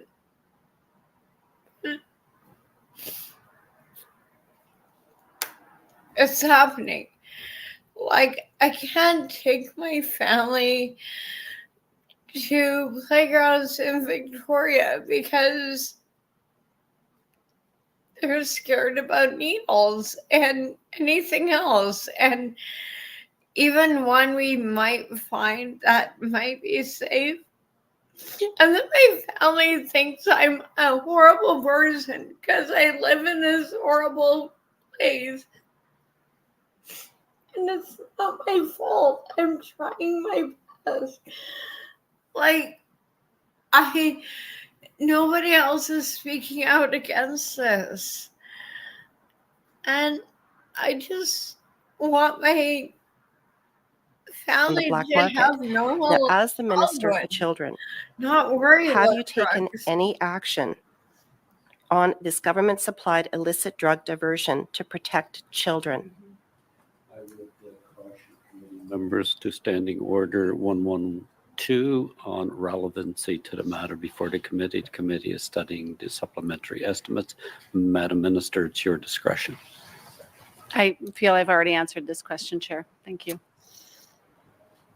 Well, Minister, you are the Minister for Families and Children, and to be pushing this off is really unfortunate. You are the Minister for Families and Children. Point of order, Chair. You just referenced a standing order. These matters can be raised at committee, but it has to be the relevant committee. Thank you, Mr. Fragus. Ms. Gray, I will again remind you of Standing Order 11.2 and the relevancy of the subject matter before the committee. Ms. Gray. Thank you, Mr. Chair.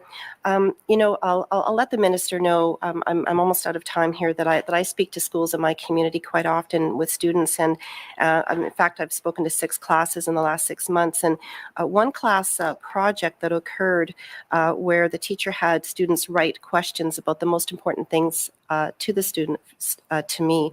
And do you know what the top 2 items were? They were the equal amount as number 1, crime and drugs. And the other was affordability. Wow. So after 9 years of your government and you as Families and Children's Minister, this is your legacy, isn't it? That's what the kids are saying. I'm not sure what the question is, but I will agree when it comes to affordability, and I will point to our Canada Child Benefit, providing families up to $7,000 each and every year per child in supporting them in raising their young families. I will point to a national childcare system that is achieving 50% savings in every province and territory and $10 a day in 8. This is thousands of dollars each and every month that families are saving And that translates to better outcomes for their children, more dollars left at the end of the day, whether that's extra food, whether that's the new pair of shoes we know our kids need every other month. That's affordability. Those are the measures that we're taking. Sorry, I'm having a fight with my but I will win. It's just being grumpy right now. Kind of like my laptop and everything. Ghosts in the machine.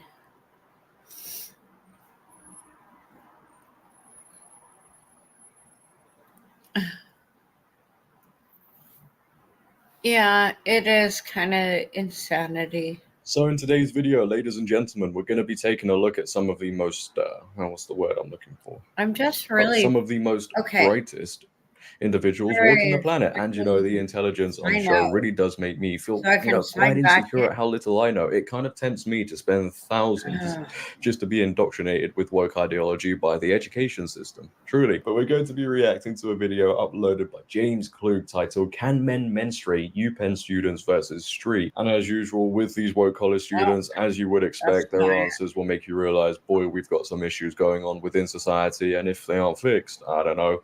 Mars is looking great right now, I guess. But before we get into the insanity, if you could, as always, make sure to leave a like rating. If you're new, hit that subscribe button. We're getting closer and closer to 70K. Turn on bell notifications so you never miss a video. Comment on this video, share this video, follow my socials down below in the description. Buckle up and let's get into it. Can men menstruate? No. I mean, I don't know. It's a scary question. Yes. Scary question? Yes. I would say yes. No. No. No. What do you think? No. Yeah. Yeah. Say so. We're not going to answer the question. Okay, Why is that? No. I feel like you're trying for us to say something controversial, but we're not going to get involved. Something controversial? I mean, what's controversial? I mean, it's crazy to think about this question being controversial in the first place. Oh, we're scared to answer the question. Okay, so it's a controversial question. I don't know. Can men menstruate? Can men what? No. No.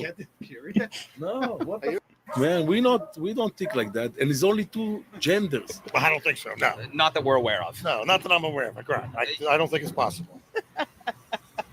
No. Not that I know. No. Yes. No.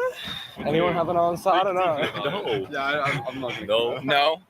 No. What do you guys say? You guys are struggling with this one? Oh, you want to answer this question? Can men menstruate? No. She says she doesn't know. You don't think about it. I'll think about it. We'll be back. Okay, you'll think about it. He knows. Is this a difficult question? It's a difficult question to answer. Yeah, it's a lot of ambiguity. I think it's a. Why is it a difficult question? He answered it pretty quickly. I don't think there's a lot of clarity, nowadays. Hold on. I think this guy's British and you have let everybody down. Revoke the green card, hand it to me. I'll come over. What a shame that is. Look how scared everybody is to answer this question. They can't say the truth because if somebody hears them saying the wrong thing, oh no, that's it. Insanity. It's a yes or no thing. No. I would, yeah. What do you think?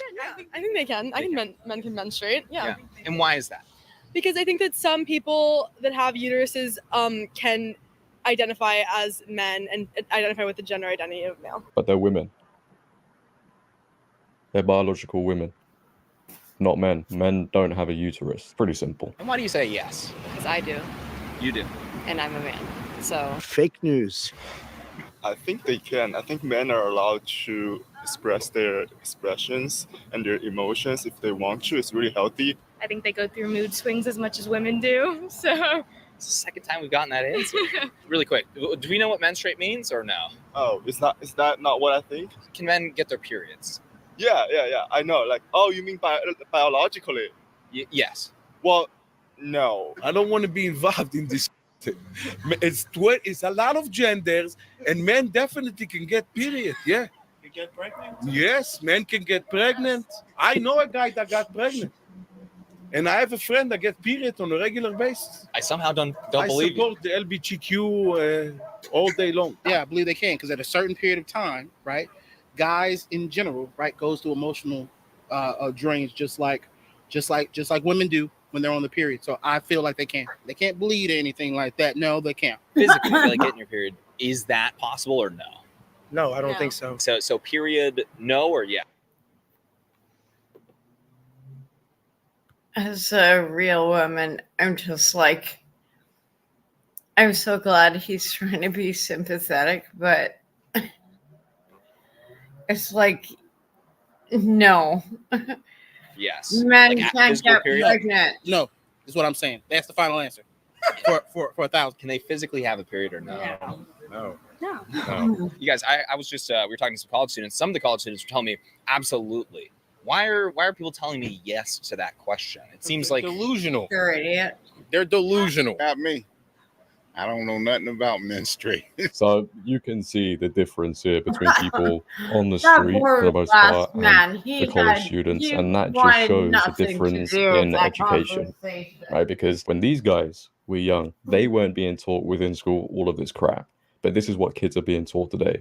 This is what students are being told all the time they go to college, and they're paying thousands to be taught all of this stuff. Why? Seems like a waste of money. Seems like a scam, if you ask me. we're running into people today that are saying absolutely not. Of course they can't. Queer, are they? They're probably not queer then. I didn't ask that. Hey, hold on. So if people are queer, they're going to say that men can menstruate. What? Okay. What is that answer? I think that a lot of people have a lot of qualms with the idea of being transgender. They want to.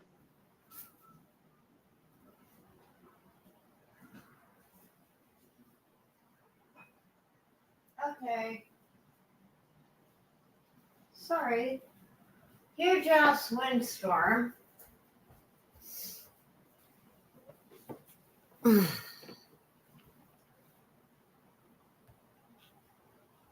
Sorry, huge ass windstorm. I'm gonna have to shut this stream down because I gotta kind of make sure my balcony isn't gonna blow off the whole rack.